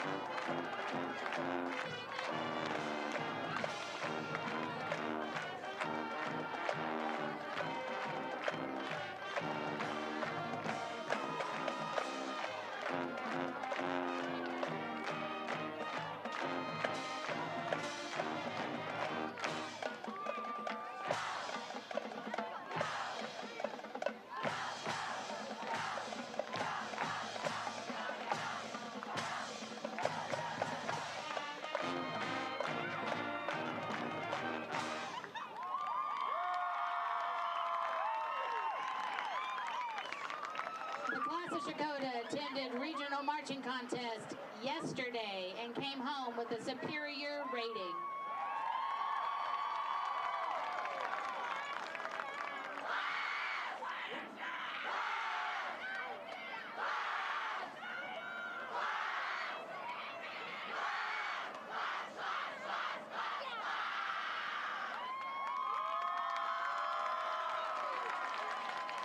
Wish us well as we travel Saturday to Harrisonville, Missouri to go show Missouri how CHECOTAH does marching band.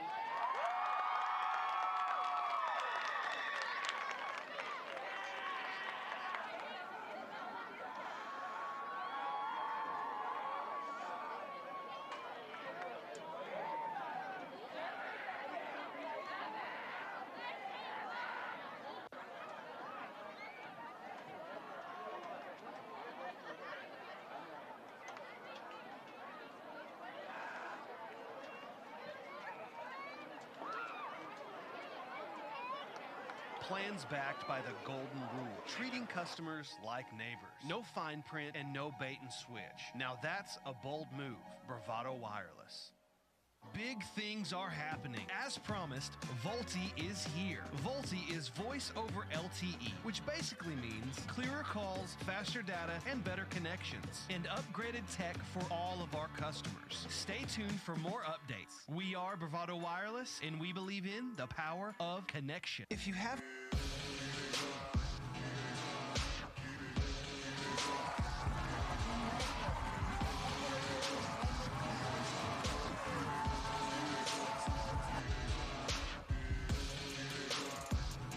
You are called to be bold. You have a right to the best wireless service, high-speed internet, and customer service at a price you can feel good about. At Bravado Wireless, we know this, and that's why we put you and your community first. We are owned and operated right here in Eastern Oklahoma. We live where you live. We proudly connect you to your family, friends, and business partners wherever they are. Dallas, Seattle, Taipei, Toronto, and anywhere else in the world. We are Bravado Wireless. We believe in the power of connection.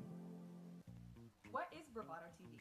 Bravado TV is where you can watch local sporting events, rodeos, races, and so much more for free. Why do we have Bravado TV? Well, we believe in the power of connection, which means keeping you connected to your community even when you can't be there in person. To watch Bravado TV, go to bravadotv.com and start watching.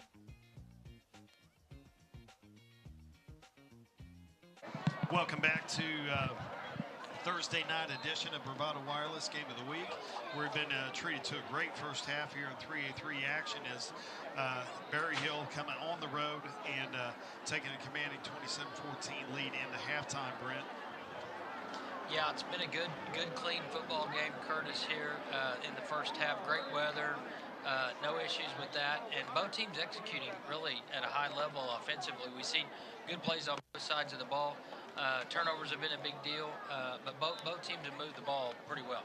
Yeah, I think the turnover battle is 2-0 Berryhill. They're +2 in the turnover battle. One gave possession deep in CHECOTAH. Well, both of them did because they returned the opening play of the game was a double pass, and they returned it down inside the 30 and then got a quick score. And then the second turnover was in the second quarter on a pick play there by Cooper Barrington, which gave him ball on about 35 of CHECOTAH. Yeah, both turnovers were in plus territory. You're right, Curtis, and I think they scored on both those turnovers. So, you know, that key factor, not only turnovers, but points off turnovers, I think that's 14-0 right now. Yeah, absolutely. So one of the things that has been impressive when you look at Berryhill is they have used a lot of an unbalanced line. And when I talk about that, they've got two extra bodies to either the field or to the boundary, and they have run effectively out of that and off of that to create, I think, some separation offensively. Yeah, definitely. They've been able to add that extra blocker, as you mentioned, on the edge, and that's prevented the Wildcats from setting the edge defensively. They've been able to run the toss sweep Barrington, and he's not getting really hit much until he's to the second level of the defense. Yeah, and so you see Cooper Barrington, or Dalton Barrington. Cooper's had a good game as well. Yeah. He threw a touchdown pass. Berryhill has come in and made big plays. We felt like coming into this ball game, CHECOTAH is a bigger strike, quick strike, more explosive ball club, but Berryhill has been that in the first half. Yeah, they have. They've gotten Elijah Thomas loose a couple of times, Curtis, but for the most part, I feel like he's kind of been kept in check. He did score the touchdown down there in the red zone, had the big play that came up just short on 4th and long, but other than those two, they've kind of kept him at least corralled a little bit. Yeah, and so one of the things Berryhill has done, and we'll see how CHECOTAH adjusts to, is they've used an A-gap blitz, sometimes a double A-gap blitz, and so when you're sending your running back, who's your only blocker in the backfield, out into the flats as kind of a safety valve, there's nobody to block that, and so Berryhill has blitzed A-gap every time CHECOTAH has put single receiver, which Thomas, to the boundary, and trying to get him in a one-on-one setup so Jones does not have time to deliver him the football. Yeah, Addison Martin's been the culprit there, hasn't he? He's been the A-gap guy, and I think he's got 2 sacks and maybe 1 tackle for a loss. He's been really disruptive in the Wildcat backfield, and so that's something that they're going to need to kind of figure out offensively, how to kind of block that up a little bit better. Yeah, so when you think about CHECOTAH, they're going to start on defense first. One of the things I feel like they've got to do is go back to being balanced offensively. They moved the football when they got it into other receivers like a Jaden Lake, a Jaden Bray. Jaden Bray is I've called 5 of his ball games, and he has done something explosive in every single one of those games. Don't expect him to be quiet in this second half in this critical 3A3 matchup. Yeah, he's a guy that is explosive, Curtis. He's got the ball in his hands a couple of times, not a lot, but they need to get him more involved. You know, and they had a great drive there in the second quarter that resulted in in a quarterback scramble touchdown. So, but that was a balanced drive, to your point. A little bit of run, a little bit of pass, getting Mitchell involved on the ground, and I think they got to go back to that. I agree. Yeah, so I think Berryhill done a good job of probably showing, used the off week last week to show, bring some new things out and cause some confusion here for Checotah. Nothing they can't adjust to, but we'll see how good the halftime adjustments are as they kick the ball off to Berryhill and start this second half. It's a great point you make there, Curtis. And all these games, right, at all levels, all about adjustments, right, halftime adjustments. And it doesn't take a lot. You know, it's one or two, right? Pick up a blitz a little bit differently, maybe fit a run a little bit differently, maybe block something up a little bit differently. Just a couple of adjustments in a football game like this with two competitive teams, that can make all the difference. Yeah, so we'll see Berryhill get a first here, see what they can do with the ball the first possession in the third quarter here. Jones, the quarterback, back to kick it. Onside kick. It's trouble. Oh, that's the linebacker. Addison Martin recovers it and advances it to the 47-yard line of Checotah, which gives them great field position to start this drive. Yeah, you know, I like the play call there, Curtis. It didn't work execution-wise, but you know, trying to get the ball and get this back to a one-score game as quick as they can. Now, with that exchange right there, now this stop becomes even more critical. I think right here for the Wildcats, see if they can get the ball back. Yeah, it's a critical because this is backbreaker. If you go try to make a special teams play, don't get it, and then give them great field position, I would look for Berryhill and maybe try to strike quick here. Yeah, good spot for it right here. Pistol formation. Handoff to Barrington. Just a rugby scrum there. Gain maybe one. Barrington, 2 touchdowns first half. 1 on the ground, 1 through the air. You know, going back to that onside, Curtis, those plays are great football plays. They're really exciting when they work, but when they don't work, the downside can be really heavy on your ball club sometimes. I've done that before. My wife come home after the game, and wife's like, "What are you thinking?" Right. Like I didn't ask your opinion. Yeah, that's right. 2nd and 9. You see the little unbalanced power formation here. Barrington doesn't have it. Payne with the quarterback keeper gains 1. Gonna bring up third and 9. Yeah, ball came loose right there, Curtis. They called him down. I'm not sure he was. We'll see it on the replay here.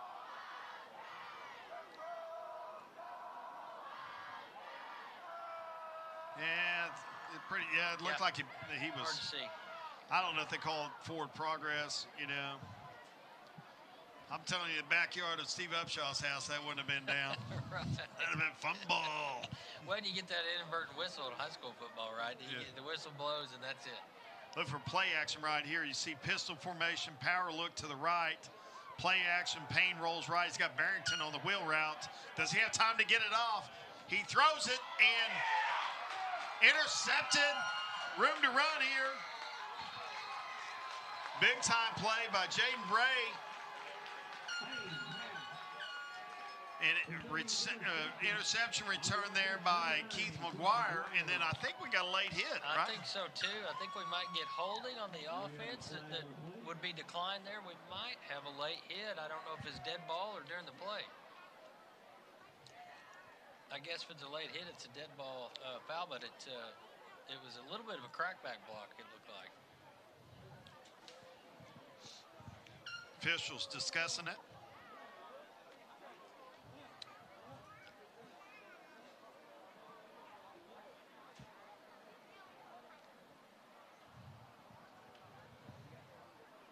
I really think we ought to mic these guys up and see what they say. Yeah. So we're going to holding. Berryhill declined. Personal foul against Checotah. So it's going to be 15 yards from there. And then 1st and 10. So if you accept the hold, then you decline the turnover. Yeah, yep. Just trying to make a play there on third down. I get that, kind of an Oh, ill-advised I see throw, that. but- Yeah, see the personal foul there. Yeah. Yep. Good catch by our Cameron Cruz, doing an incredible job tonight. But just what the doctor ordered right there, Curtis, right, for the Wildcats. Get the ball back, chance to do something with it. See what they do, go to work here. Handoff to Mitchell, bounces it, boy. Addison Martin, A-gap blitz. Got him. Tell you what, I'm calling A-gap blitz every day on the rest of the night. The only way you're going to stop it is maybe throw a screen. He's got a nose for it, doesn't he, Curtis? His tackle for loss numbers are 4 or 5, I think, so far in the game. He did a good job there in the middle. Ran a little 3-4 here. Got Mitchell in the flats, and he slips and falls down. Incomplete pass. Going to bring up 3rd and 9. Not the drive you want to have right here. Clock stop, 9:41 to go here. I'm telling you, I play off of. Now, I would tell our broadcast audience, Sprint and I are two of the best armchair quarterbacks in America. Right. But I think I probably play off of Thomas here and use him as kind of a decoy. Jones got room to run. Does he have enough time to get to the first down, get across 40, and he gets out of bounds at the 42? Nice pickup right there. Good patience. Big cover 2, drop deep, take away Thomas, and gives him room to run. Yeah, good athlete, isn't he, Curtis? In an off-schedule play right there, broke the pocket and got 11 or 12 yards. He's done that a couple of times and damaged Berryhill tonight.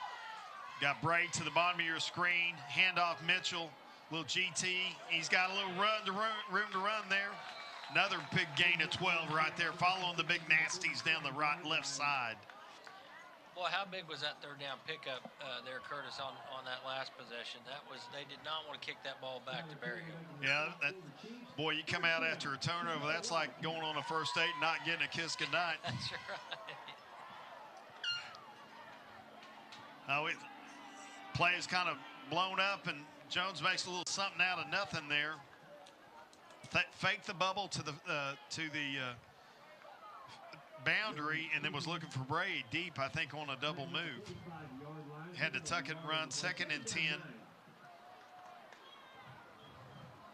Mitchell to the left of Jones here. Thomas, top of your screen. Got plenty of time. Got to be decisive right here. Throws it across the middle. He's got him. Make a guy miss. Number 7 with a huge catch. Brian Love broke open late. Nice drive right there. Good patience. Good blocking. Yeah. Yeah, good play right there by Jacob Jones. Keeps his head on a swivel right there. 2nd or 3rd option right there. Just found a receiver. Didn't bring that gap blitz like we told him to there, Brent. Yeah. Jet sweep here to Thomas. Move right. He's got room to run, folks. Down inside the 5, and then a late hit. Thomas telling him no treats for you. See the speed of Thomas here. Gets it on the 18 and just room to run. Great looking athlete. And then the late hit there by Barrington. Give him 1st and goal about the 2. Yeah, didn't need it, did he, Curtis? He was already out of bounds, yeah. He can one day say that he hit Elijah Thomas. Right. So we're going to see this kind of wildcat, kind of diamond formation. We saw this in the first half. Thomas deep in the backfield. Jumped off sides, left tackle.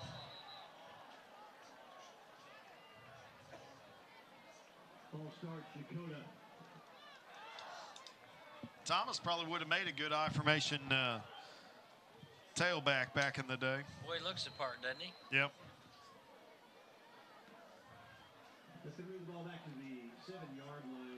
Boy, that's don't want to go negative yardage on 1st and goal here. No. Got split backs, kind of an extra backer at the H-back, 51.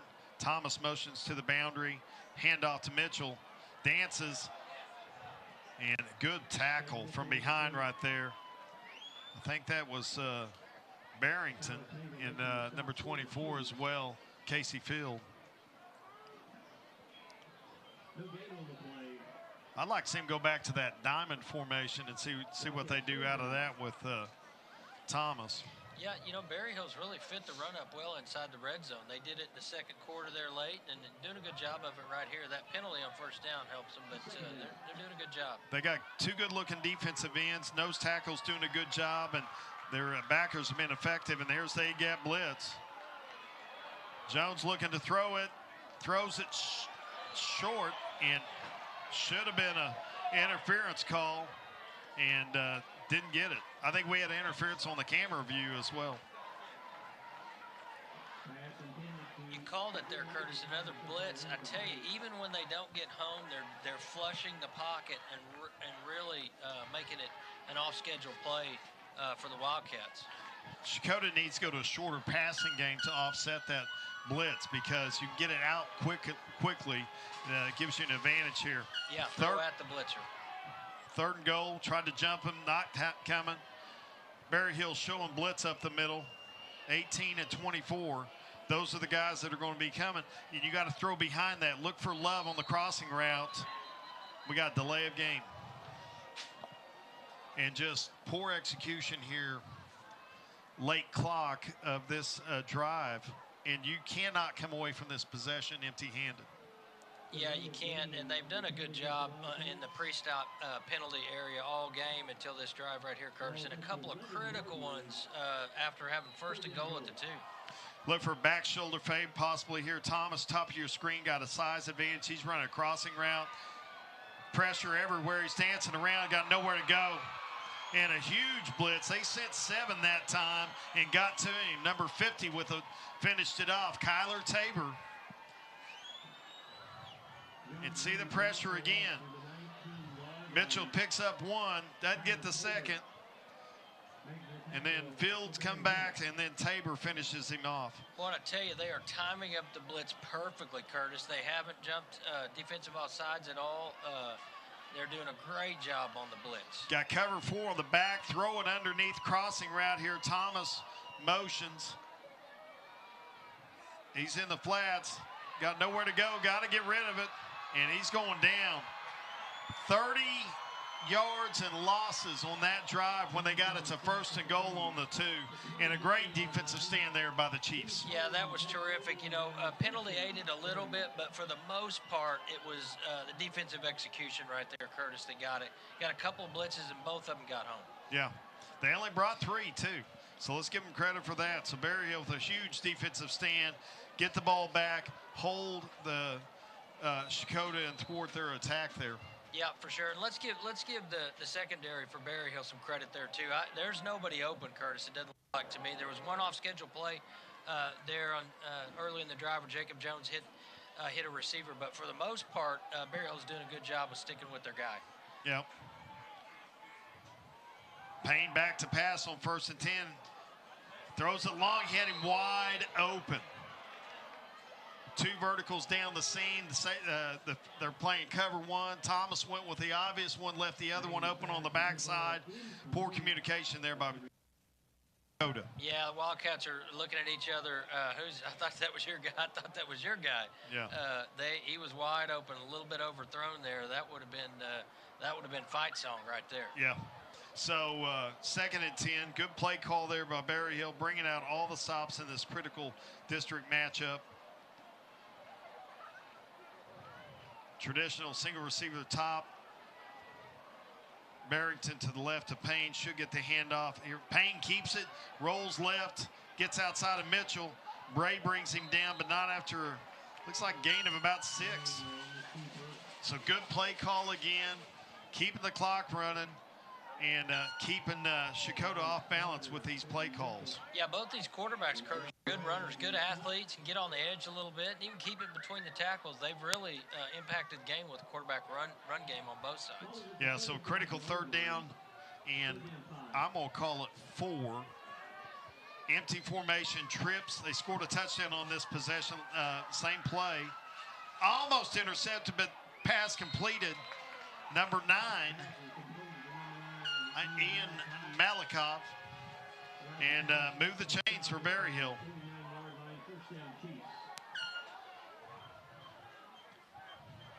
Boy, 12 almost had that one. Dallas Carter.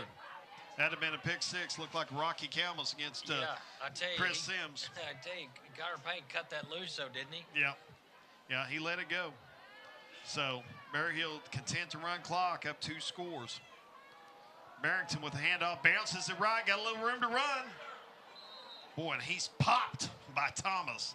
They're exchanging phone numbers for later. Want to catch up on Snapchat. Yeah. I'm not sure what was said there, but that was a collision, wasn't it?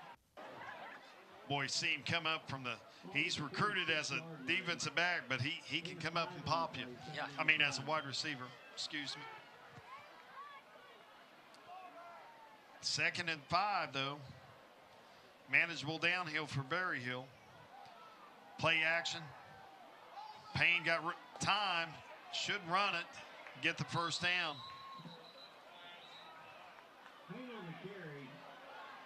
A lot of excessive tackling going on here by both teams. Got a flag in the backfield. It's surely going to be holding.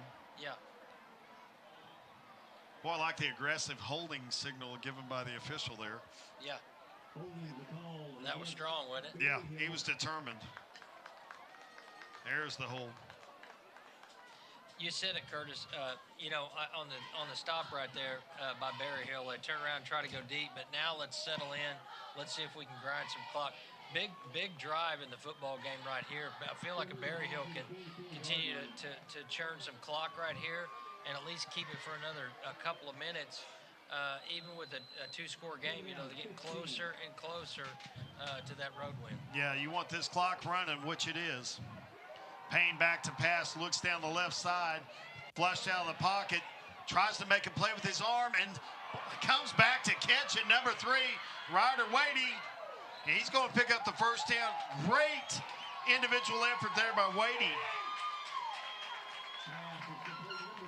Yeah, I don't think we've called his name yet tonight, have we, Curtis? No. But great job of coming back to the football right there. Broken play, and he really did a good job coming back to get that. Payne taking just enough time to set his feet, and Wadey coming back to meet the pass. It's what you do. And a great play there. Yeah, that's called bailing your quarterback out right there. Just kind of threw it up on the boundary there and came back and got the football. Good catch right there. 1st and 10, 35. Clock ticking under close to 4 minutes left. Unbalanced to the boundary here. Handoff to Barrington. Going to pick up 2. Good tackle there by number 20, Jackson Frayne Jones. And a lot of extracurricular activity here. Both teams. It's a little chippy. Yeah, since maybe a little frustration setting in on the part of the Wildcats. Probably not used to being behind at home very much, and so I get that. But you got to keep playing, play to play, down to down, and see if things turn. So 12 personnel right here for Berryhill. They're going to take a timeout. 3:27 left in this quarter. Brent, I'm glad we taped your ankles at halftime. We're in for a great second half. We're going to take a break here in the action and get some water for ourselves and come back here in just a moment.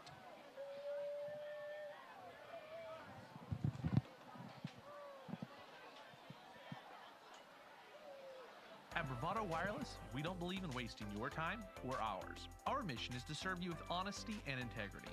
That's why we offer upfront competitive pricing with no hidden fees in our plans. For $40 a month, you get unlimited talk, text, and data with nationwide coverage. No data caps and no restrictions. No matter if it's your first, second, or third line, you only pay $40 per month per line. All of that with coverage on America's best network. We're your local service provider. Come get to know us. Go bold, go Bravado.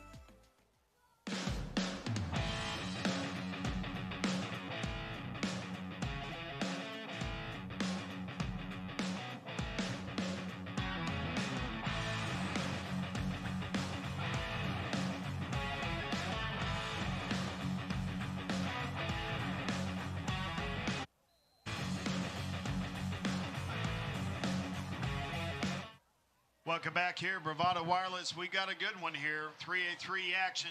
Berry Hill leads 27-14 late third quarter, facing a 2nd and 8. Power package. Connor Payne keeps, pushes down to the 30, about 26-yard line. Going to be a yard short, bring up 3rd and 1. Yeah, good play call right there. Good lean by Connor Payne, and picked up just about the first down. Big series here for CHECOTAH. They got to stop with an interception on the first drive of the second half. They can't let Berryhill score again, in my opinion. Power package again, one back set. Payne pushes forward, gets the first down easily. Good play calling. Take what they give you.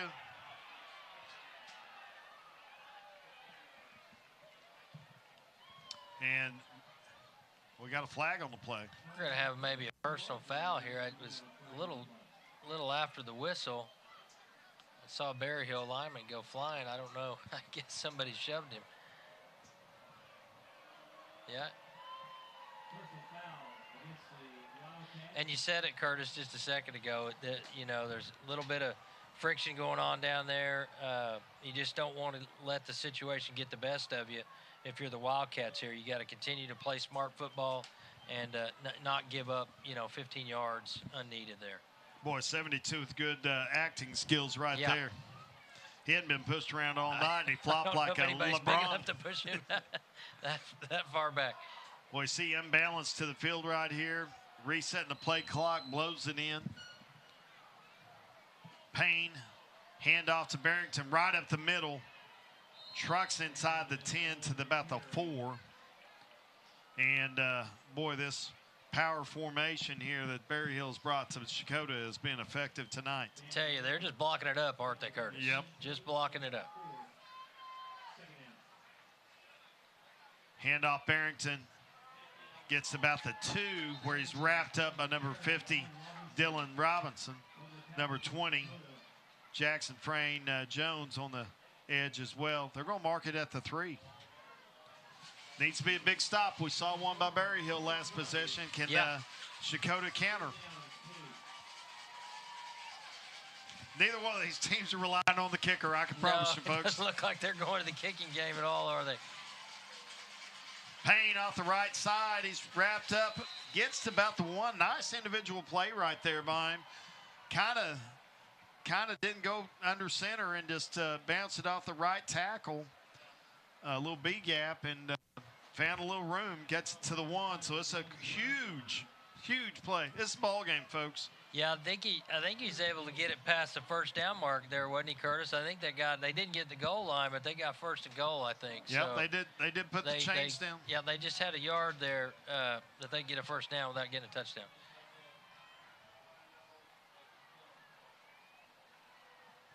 Berryhill taking all the time, showing a lot of patience. Payne under center, pushes across the left side and waltzes into the end zone, make it 33-14.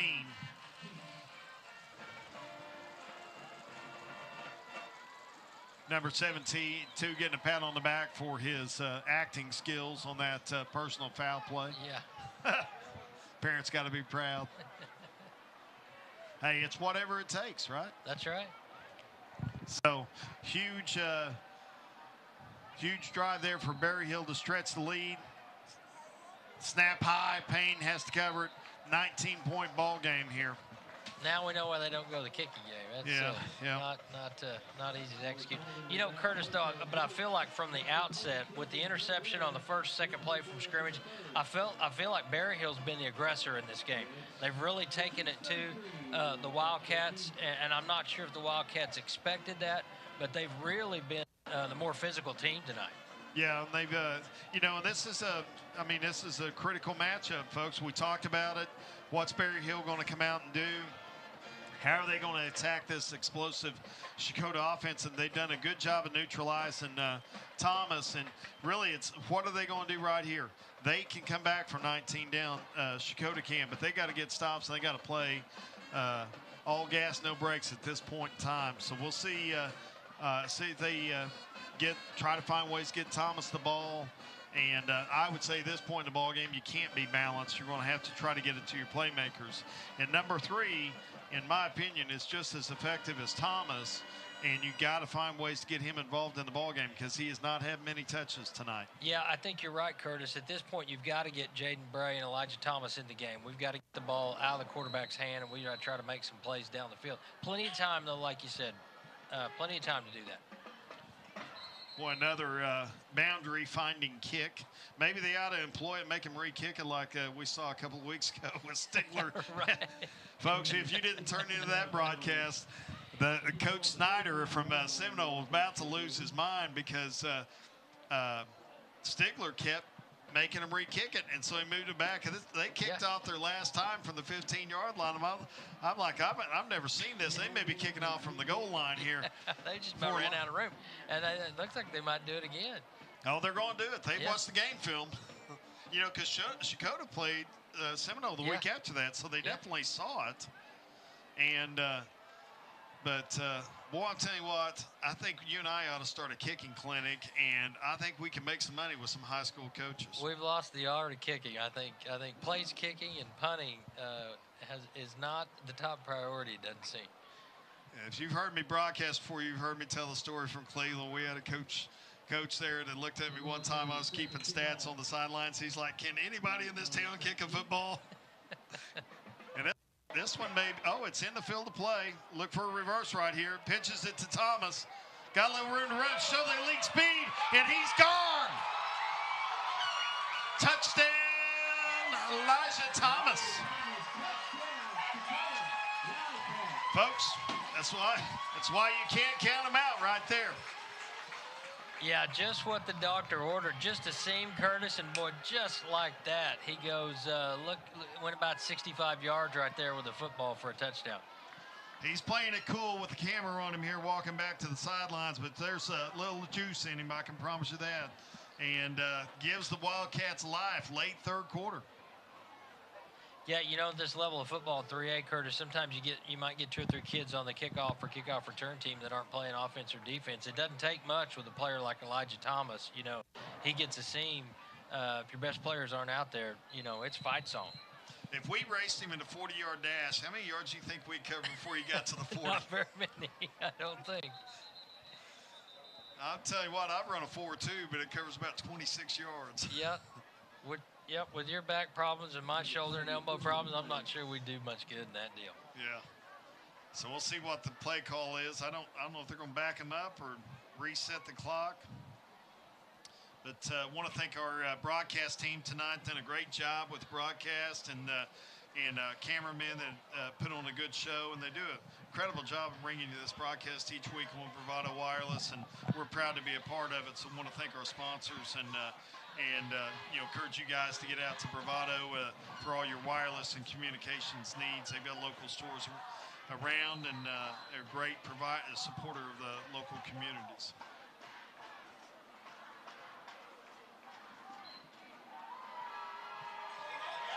The kick is good, so 33-21.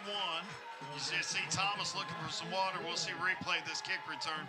Nice little pitch right there. And he just broke down. He doesn't need much room, folks. And I mean, that's some breakaway speed right there. Number 1 recruit in the 2025 class, number 106 overall. 105 overall in the country, yeah, of all positions. So, elite speed. We've watched him for 3 years now on Bravado Wireless. First time I saw him touch the football, I thought this kid's going to be pretty special. That doesn't make me very smart, folks. It just makes me be able to see a kid with a lot of potential. And so, back to defense here for him. Not a lot of time to rest. So, see if CHECOTAH doesn't turn up the pressure here. I think you've got to come after him. They've been pretty base all night. Look for some pressures, maybe some A-gap blitz. Try to slow this run game down, and maybe try to get him in some down and distance troubles, get him behind the chains. Yeah, and I think if you're Berryhill, Curtis, don't you go right back to what you've been doing? You block up the a heavy set like you've been doing all night. Continue to try to move the chains.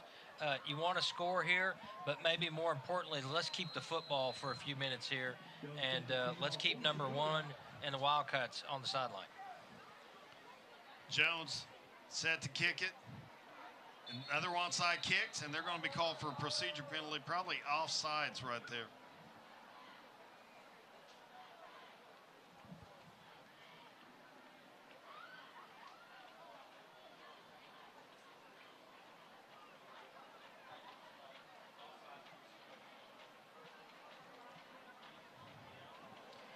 Going to make him kick it again here.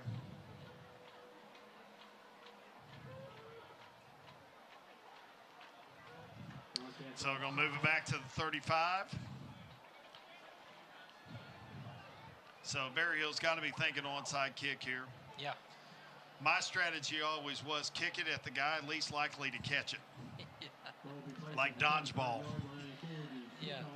Because if he's elusive enough to miss it, you're running past it anyway. There's nobody behind. Yeah. So kind of be surprised they don't kick it away here. You can't give him the ball at the 45. And he does boot it away. Deep down to the, fielded at the 17-yard line by Cameron Payne, the quarterback. He's looking for running room.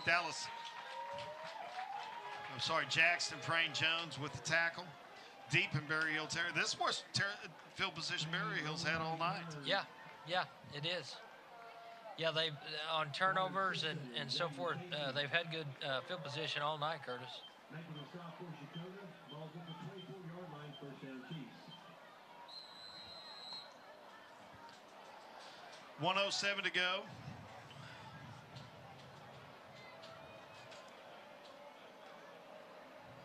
Trucks are still running. If you're wondering if your Amazon gifts will be there at your house tomorrow, that looks like they might with all the truck traffic here on I-40. Payne back to rolls right, throws it, finds Barrington down the sidelines, knocked out of bounds after a gain of 12. Yeah, good play call right there, and good catch right there on the run. Good work right there. Predictable run down, and they come out with play action. Good play calling by the Chiefs. Finds Chase Bivens there for the completion. Yeah, and I think he just overthrew Chase on that last drive. Chase is he's found some open space here in the second half. You see him in kind of an H-back position.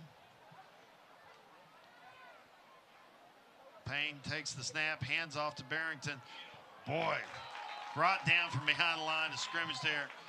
There's a little pressure off the edge by CHECOTAH. Jones with the tackle in the backfield. Loss of 3 or 4 on the play. Yeah, great work right there. We haven't seen a lot of that, Curtis. Right here, you set the edge, get upfield, make a good tackle right there. See the 2 H-backs and the power set going out to block the edge, and he came right in behind him. Good adjustment there by CHECOTAH. We've seen very few times, Curtis, on second down has Berryhill been behind the chains right here. This is second and 12 or 13. We haven't seen that a lot. I would bring pressure if I'm CHECOTAH again here. They got a little wildcat. Payne throws back here to Barrington. He's going to be snipped out. He's got a chance. Got a crack back there. Makes a couple guys miss. Brought down at the 43. Boy, huge individual effort there by Barrington. Yeah, Caden Mitchell sniffed that out, hadn't he, Curtis? He had a tackle for loss right there, but great cutback by Dalton Barrington to the far side of the field. All on him right here. Yeah, they had played a little hot potato there. Payne got it back and then threw it right back to Barrington. Had pressure off the edge. But third down, 3rd and 4. Big possession. Well, we got the end of 3. So at the end of 3 here, Berryhill leads 33-21. We'll take a break in the action and bring you back more fourth quarter action here on BravadoWireless.com. Whether you're driving through town or taking the scenic route, Bravado Wireless has a plan for your journey. For a limited time, you can get a Samsung device on us. So wherever your journey may lead, Bravado Wireless has you covered. Visit us at bravadowireless.com to find stores near you. We are Bravado Wireless, and we believe in the power of connection. Big wireless companies keep getting bigger and bigger, but their coverage where you live is still small. At Bravado Wireless, we provide the best unlimited talk, text, and data for only $40 a month, right here in Eastern Oklahoma. You deserve to connect fast to your family, friends, and colleagues, wherever they are, with no interruptions and no excuses. Don't buy into big. Go bold. Go Bravado. Visit bravadowireless.com or visit one of our stores, where we make it easy to join our family. Bravado Wireless. Welcome back here, fourth quarter action. Barrington Wildcat formation follows his blockers out. Look at me, right at the first down marker. Critical third down play. Start fourth quarter action. Berryhill leading by 12, 33-21. Yeah, a little different formation right there, Curtis. That's the second time we've seen direct snap to Dalton Barrington. And, you know, that's, I tell you, Berryhill's just changing it up a little bit offensively tonight. Really like that from them. So 1st and 10, working the clock. Back to the jumbo set, twin receivers, top of your screen. Payne toss sweep. Barrington with room to run on the left side. Closed down. Fitted up right there very well by Checotah. Well, I'll tell you what, they're going to be best friends on Snapchat after this one. Barrington and Thomas really like each other. They've what we used to say, they're trading paint, aren't they, on the helmets right there. Yeah. I think we're going to get a hold on the edge there. That pushes them behind the chains again, gets them off schedule. Yeah, and you know, those penalties, Curtis, these are midfield, but if you think about these last two touchdown drives we had, Berryhill executed a little bit better in the red zone, were able to punch it in on the other end of the field. The Wildcats weren't able to do that. So these penalties, although we haven't had a lot of them, they've been critical. Yeah, so one thing you're going to see here, I think you'll see Berryhill stay aggressive. They have been aggressive all night in their play calling. Don't expect anything less right here. This is a huge ball game. And both teams with home playoff aspirations must win. Payne back to pass, trips to the, going to throw a screen to the boundary and nowhere to go. Snuffed out very well by Checotah. Yeah, good defense there. And you said it, Curtis, the second place in the district is massive because you get that first home game at home. And we all know in high school football, if you can get past that first round, you never know what's going to happen. Good football teams make the playoffs.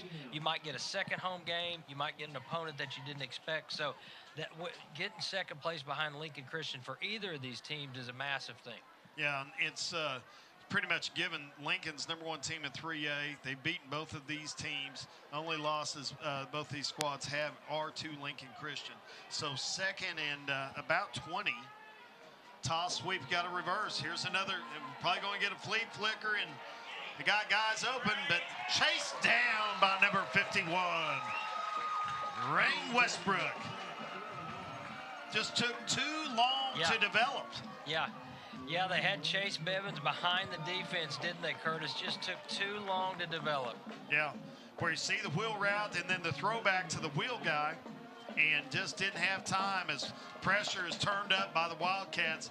Now this is a third and I think you probably see a draw play right here. This would be a Gary Gibbs draw play right here. That took so long we had some Chiefs offensive linemen pointing at the guy that was wide open down the field. Wasn't able to get it to him. Barrington motions, empty formation. Payne looks to throw it out to him in the flats, little tunnel screen. Got a little room to run, but going to be bottled up nicely by the Wildcats. Bring up 4th down with 10 minutes to play.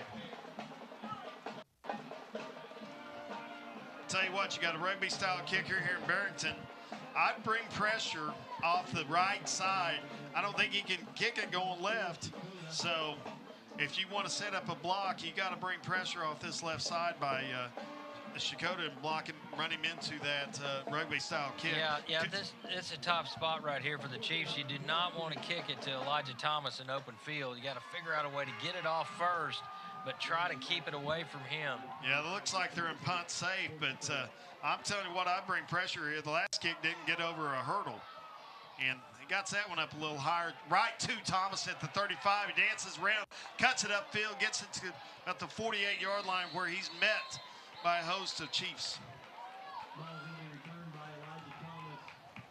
Tell you what, good coverage. The Thomas is a competitive kid. I like his competitive spirit. He's not backing down from this fight. No, he's not. He's not afraid to mix it up, is he? Defensively or offensively. But, you know, Curtis, just exactly what the Wildcats needed right there. A stop early in the fourth quarter, get the ball back around midfield, then get a score right here. We're going to have a game comes right down to the wire. And it's a game of, you know, a couple of mistakes in the red zone by Checotah, or this thing's a tie ball game. Yeah. Jones takes a handoff, or takes snap, gives it to Mitchell. Got room to run down the left side. He rumbles inside the 45, close to a first down. For about the 10th straight time, we have a Berryhill kid acting like he didn't do anything, and yeah. It's all right. Beat Chippy. Play the game. Like the pace right here that the Wildcats are moving with. You know, they've got time, but let's go ahead and speed it up a little bit. Thomas to the bottom of your screen. Look for Bray to get involved. Mitchell bounces it down the right side, gets the first down and a little bit more. Down to the 39. Chains are moving. Clock is ticking. And we got a cramp. That was supposed to end in September. We're mid-October here, but watch the replay right here.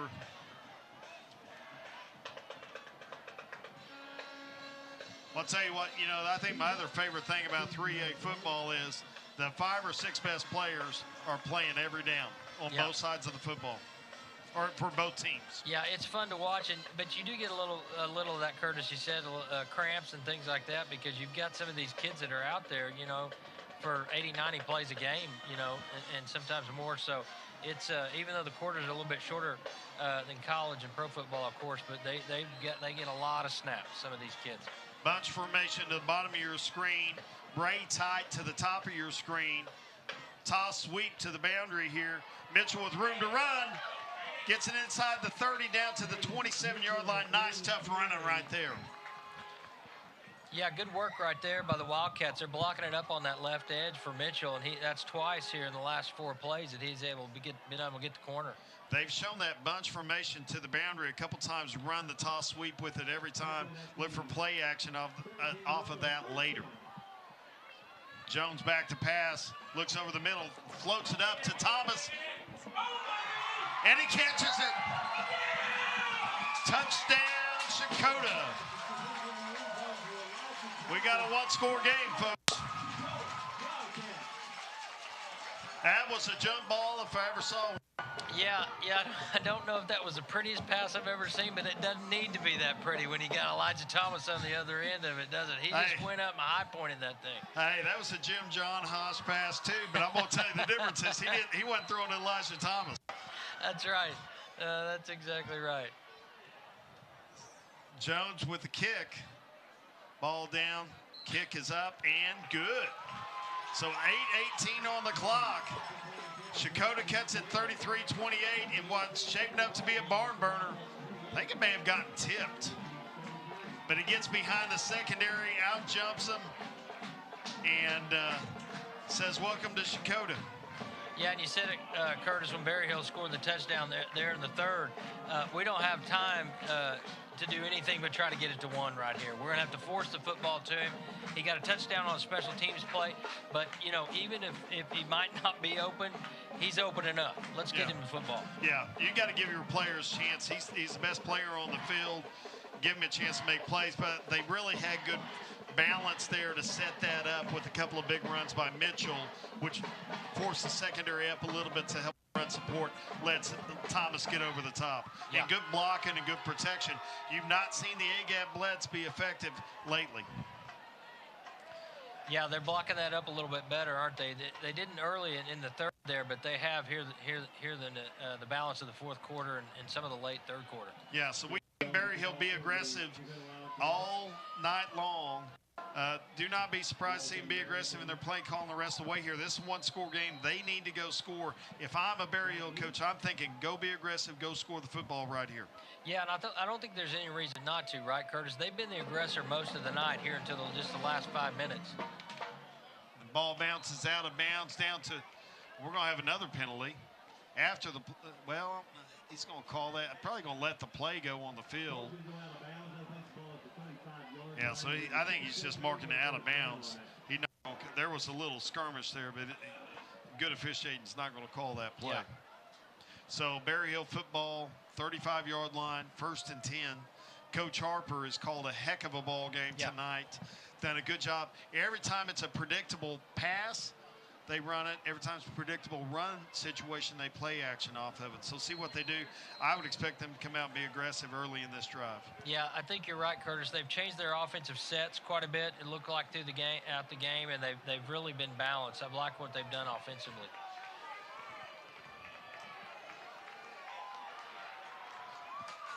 Toss sweep, Barrington. Set the edge. He gets room to run, though. Nice cutback gain of 8. Well, I'll tell you what, he's a really good running back for being undersized. He does a good job with what God's given him. Yeah, he is. He's a good football player, isn't he, Curtis? Offensively and defensively. Really good running back. Unbalanced to the boundary. Toss sweep, Barrington. Mitchell does a good job setting the edge, but he's going to get the first down there. Move the chains. Yeah, they like that toss sweep left, don't they? They run that all night long. They're kind of wearing that out. They found something on that side that I think they like blocking wise, and good for them. Just you can't run it too often if it's working. Make them stop it. I think you got to see pressure here from CHECOTAH. You can't let them just come at you out of your base set here. So look for pressure off the edge. Keeper by Payne. He's going to pick up about 6 or 7 on the play. Just too much yardage if you're CHECOTAH right there on a first down. Yeah, and they run that little zone read. They run it 2 or 3 times tonight. And Curtis, you're right. They're getting 7, 8 yards a clip. Just a little too much. You don't want to give them if you're CHECOTAH second and short. That's where they can live the rest of the game. Yeah. So big down right here. I think you got to bring some pressure if you're CHECOTAH and try to get them behind the chains and make it a manageable third down from a defensive standpoint. If you're Berryhill, I'm probably going to take a shot right here. They're going to go handoff Barrington to the boundary, picks up the first down inside the 40 to the 38. Well, and you said it, Curtis, run it until they stop it, right? They continue to run that deep handoff or the toss sweep left, and they're blocking it up on that side. I'm surprised they didn't take a shot there because you got a couple of downs to make 4 yards right there. Yeah. This is nail in the coffin time if you're a play caller, in my opinion.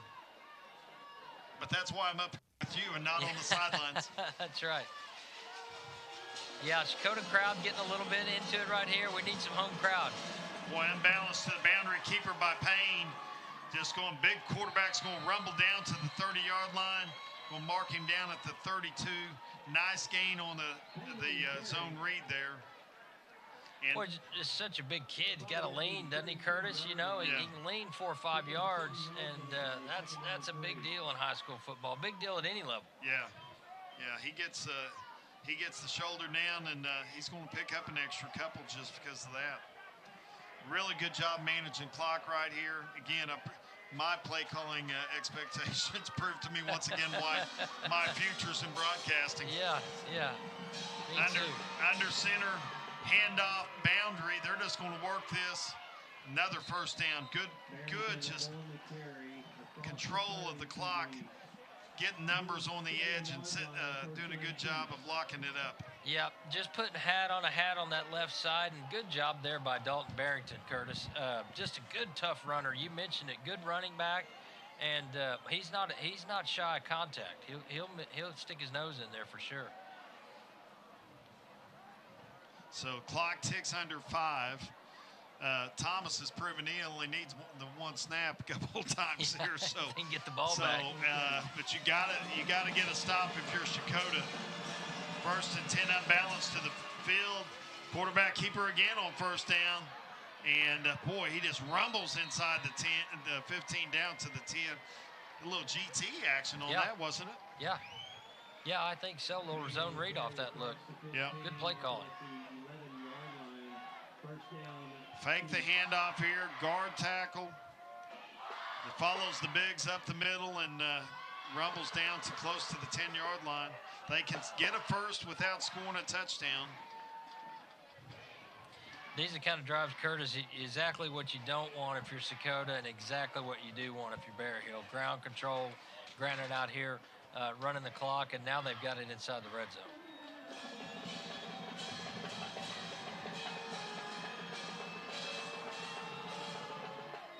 Barrington off the right edge, slung down after a gain of 2. And, boy, close to a late hit right there. Personal foul by Marshall. Little head slap after the tackle getting up, but no call on the play. Yeah, you mentioned this earlier, Curtis. I don't think we're going to see a field goal attempt by either side. A 5-point game right here. I feel like Berryhill's got to score a touchdown right here. Hey, we got a better chance of one of us streaking across the field than seeing a field goal attempt. That's right. And both will be equally ugly. Yeah, and we're close enough to I-40. You never know. We might see something like that. Payne takes a snap. Keeper off the left side. Good job containing the edge there by Mitchell. Brings up a big third down.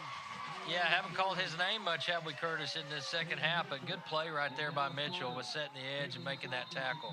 Timeout taken by CHECOTAH, and we'll see the replay right here. Mitchell gets off the block, drags him down. So to bring up 3rd and 8 from the 9. We're going to stay here, talk us through this scenario. Again, to reset this, 3A3, second place, home field, first round playoffs on the line between these two teams. Unlikely that the loser can get to second. Unlikely that the winner falls from second. And with 1 game left with CHECOTAH and 2 with Berryhill. And so, huge ball game. CHECOTAH had a drive deep in this end of the field in the 3rd quarter, came away empty-handed, and that's really the difference after a bunch of big plays both sides in this ball game. It's been a game of big play after big play after big play, and wouldn't be surprised to see a couple more before the end of it, but CHECOTAH has to stop right here because I don't think they got time to score twice when they get the ball back with under 3 left. Yeah, yep, agree with all that, Curtis. So we'll see. Go ahead. Not sure play call wise if that zone read's not the way to go right here. They've run it 2 or 3 times on this drive, but not going to see it here. Got a reverse. He got a chance. Levin down to about the 4-yard line where he's hit. Stopped short. Nice play call there. Hand off by Cooper Barrington. And he gets it inside the 5 to the 4, which will bring up 4th and 3 from the 4. Would be a nice place for a field goal, wouldn't it, Curtis? Yeah. Sure and would. It's not much more than an extra point right here, but I don't think they're going to try it. We need to get our kids to get our Brent and Kurt's Kicking School website up before the end of this broadcast. Yeah. We call it www.youcankick2. Yeah. That's right. I like it.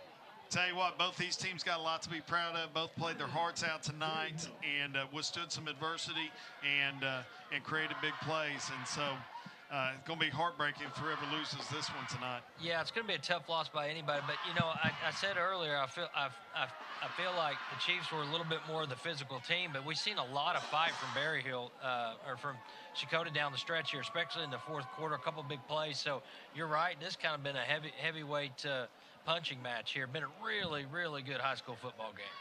So we'll see who comes up with the trickeration right here. If you're Berryhill, do you do something trickery here, or do you stick to what's got you there, quarterback keep, or unbalanced to the boundary and try to pick it up the way you've done it all night? Yeah, it's a good question. I still kind of go back to that zone read and a Connor Payne up the middle. That play just seems like it's simple to execute. They've got 4, 5, 6, 7 yards on it all night long. That's kind of what I would like to go to, Curtis, if I was here. But tough play call. Yep, we'll see what they come out with. Coach Harper, 18th season here, and winningest all-time coach at Berryhill. He's won a few games. He's had that longevity because he knows what he's doing. So this is a big one, folks. Power formation to the founding. Quarterback lead. Payne drives and into the end zone.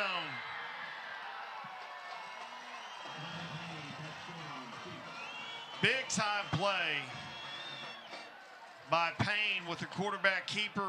Game on the line, and he dives, brings it across the goal line on a big 4th down conversion to make it 39-28, 2:25 left. Yeah, it wasn't a zone read, was it, Curtis? But it was a quarterback keeper, and he's just such a big kid and a good athlete. Just hard to keep him out of there from 3 or 4 yards. Yeah. Yeah, and he did a good job of faking left, let the blocker set it up and lead, and gets it across the goal line, and a huge play there. Yeah, that's a great point, Curtis. You know, those plays like that, the timing is such a big deal. Sometimes you have to just take a half count pause as the runner, let your block set up just a little bit, and then bang the hole. So, point after try here, make it 40-28.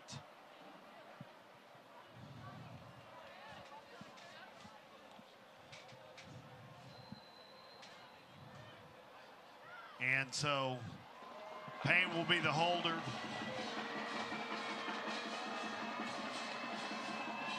Ball down, kick up, and good. So 40-28 now, 12-point lead, 2:25 to go. And they've got big playability on the Checotah sidelines, the blue and white. Just really good blocking up front. Yeah, you got to tip your cap right there to Berryhill, Curtis, on that drive. I mean, they had just given up a couple of touchdowns here late, but they really knuckled down right there. Had a good drive, clean drive, not a lot of penalties, mostly on the ground right there, and then chewed up most of the 4th quarter and scored a touchdown. Yeah, and we don't have the advantage of advanced scouting here at Bravado like we would like, but I would bet you there are some wrinkles in the Berryhill play calling tonight that Checotah was not ready for. Yeah. And that's the advantage of having an off week last week and get ready for a huge district matchup this week in a must-win situation. So hats off to Coach Harper for having them prepared, coming in here with an aggressive mindset and not trying to just chew clock, but trying to go score. Yeah. Yeah, it's a good point, Curtis. And these are high school kids, right? They're not out there for 6 or 8 hours a day like a professional athlete. They've just got a limited amount of time each week. So that extra week, that off week, can be huge. You know, you can put in a couple of different wrinkles on both sides of the ball, get your kids fresh and rested, and it looks like that's really been the difference in this one.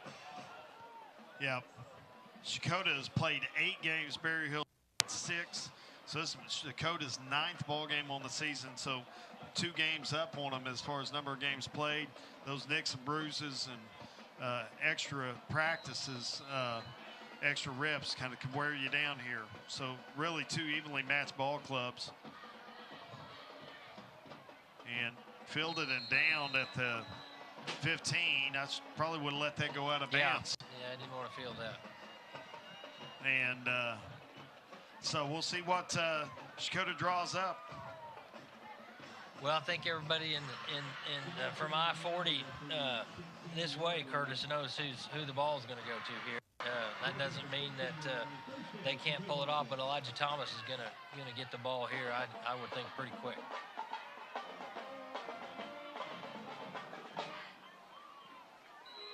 Boy, feel for Coach Ross. I understand best season he's had here at the helm of Checotah, and wanting to win this one big. Jones back to pass. Crossing route, throws Thomas and little behind him and loses the shoe, misses the pass, and got to figure out a way to get that shoe back on. Yeah, it looked like he might have just turned his head a little bit early, Curtis, before he secured that pass. Boy, a barn burner on the west side of the state. Carl Albert leads Guthrie 24-21, 21 seconds left. Scored on a 4th and goal at the 5. Wow. With under a minute left to take the lead. What's been another great ball game in the state tonight. See the pass again to Tom. He was looking to go score right there. And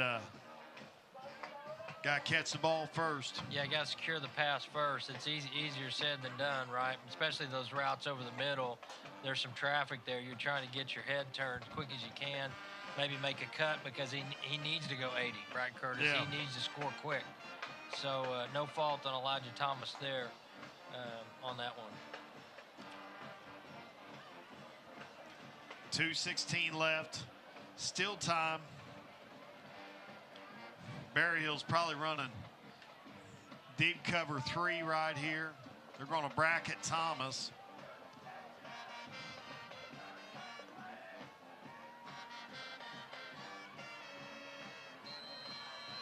Bet you're going to see A-gap blitz right here.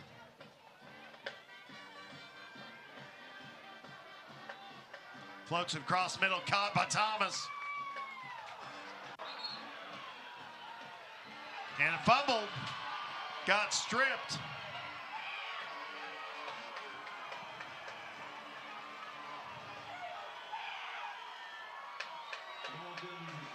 Berryhill kids talking him up. And don't really see what happened. I saw a lot of extracurricular after the play and nobody doing anything about it. Yeah, I must have lost it on the way down or something.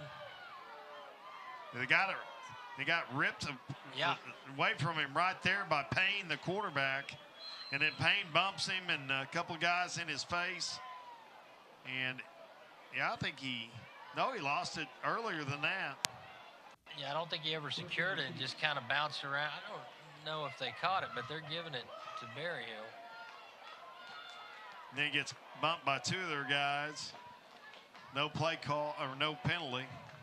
Yeah, tough spot right there for Elijah Thomas. He's got a bullseye on his back anyway, Curtis, and so everybody's looking to hit him there at the end of the game. Barrington bounced off the left side up the middle. Gains about 3. This handshake line might be might be a quick one.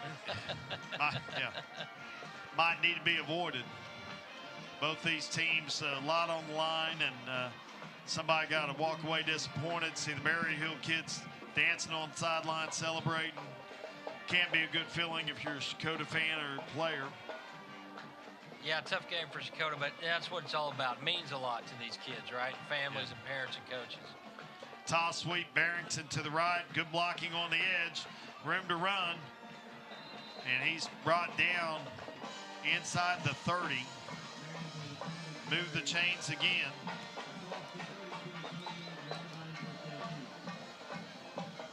Yeah, really that kind of that 1-2 punch all night, Curtis, of Dalton Barrington and Connor Payne right from the quarterback running back slot. They've done the majority of the damage tonight for the Chiefs. Yeah, so great win for the Chiefs coming on the road, hostile environment Thursday night, and picking up a huge win and put them securely in second place with 2 games to go in this district. Checotah will fall to 3rd in the district and have one more game against Stigler before their season wraps up. And another flag on the play, more chippiness. You know, I like, Curtis, what I've seen from both teams tonight, though. Good physical play on both sides. I don't know that I'd want to draw either one of these teams in the playoffs, whether you're home or away. So they still got a lot to play for, both Checotah and Berryhill. Tough night for the home team tonight, but their season's not over by a long shot. Yeah. Once again, want to thank our production crew and our cameraman that put on a great broadcast for you tonight. Thank my partner, Brent Ben, for being here with us in another great ball game that we got to call. Next week, Bravado Wireless Friday Night Lights will be in McAllister for a big 5A matchup. And look forward to that broadcast. I believe kickoff will be 7 o'clock. We'll be on the air 6:45, going live stream at 6:30. And so look forward to seeing you next Friday night in McAllister for a great matchup with the Buffaloes here. Payne takes a knee with 51 seconds left. Should have one more snap. That'll be the ball game. And Coach Ross and Wildcats got to regroup here. Got a big one against Stigler, who's a dangerous team. So you need to finish that one off and move on and then Berry Hill, congratulations, and best luck to them the rest of the way out here. Yeah, that's right, Curtis. And Checotah, like you said, has got they finished with Stigler on the road, so need to bounce back and win that game next week as well. Payne takes a snap, and that'll do it for us here on Bravado Wireless. Game of the week as the Chiefs celebrate, head to midfield, shake some hands, and we congratulate both teams on a great performance tonight, and thank you all for tuning in on BravadoWireless.com. Have a good night. God bless. Good one, Parsley. That was fun.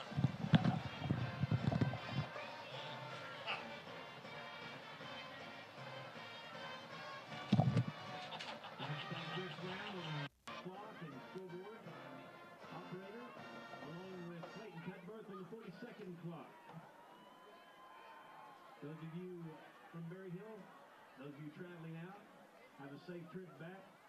Good night, everybody.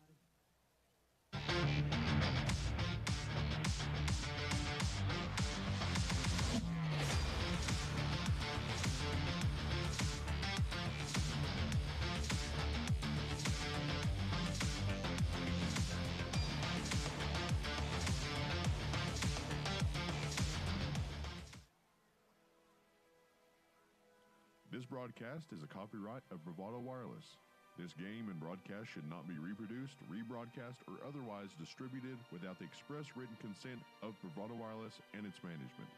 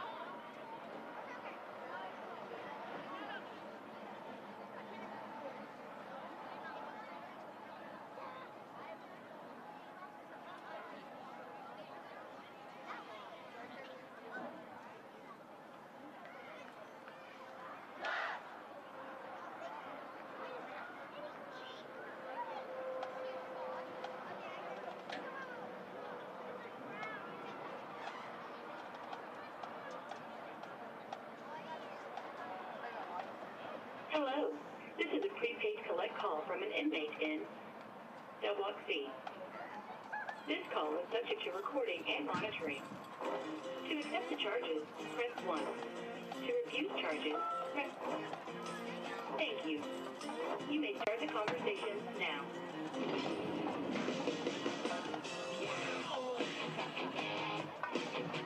Entering the field is the class of CHECOTAH.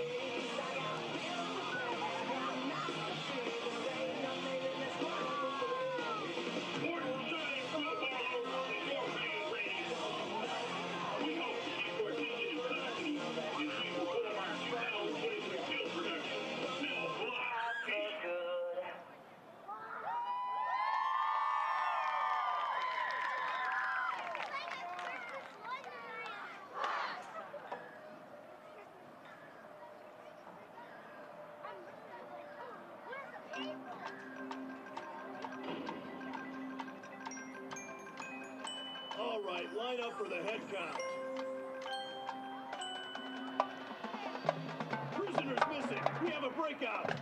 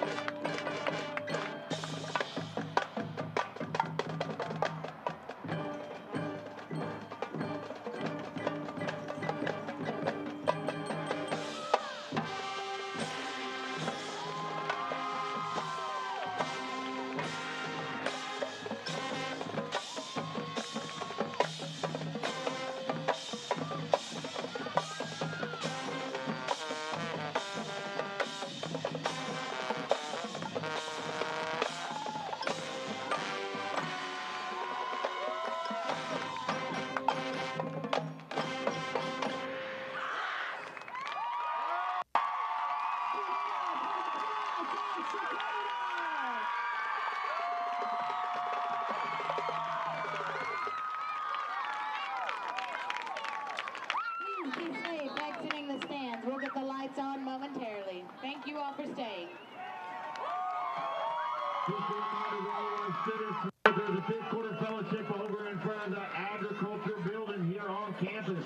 Tonight is your fifth quarter bonfire. Make your way over to the Agri building tonight. It'll be going till midnight.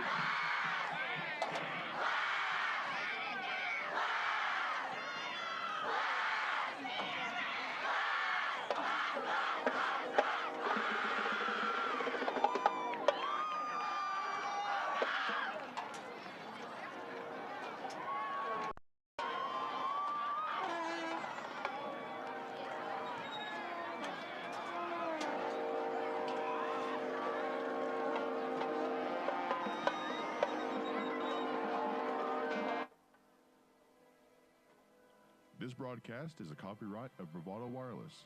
This game and broadcast should not be reproduced, rebroadcast, or otherwise distributed without the express written consent of Bravado Wireless and its management.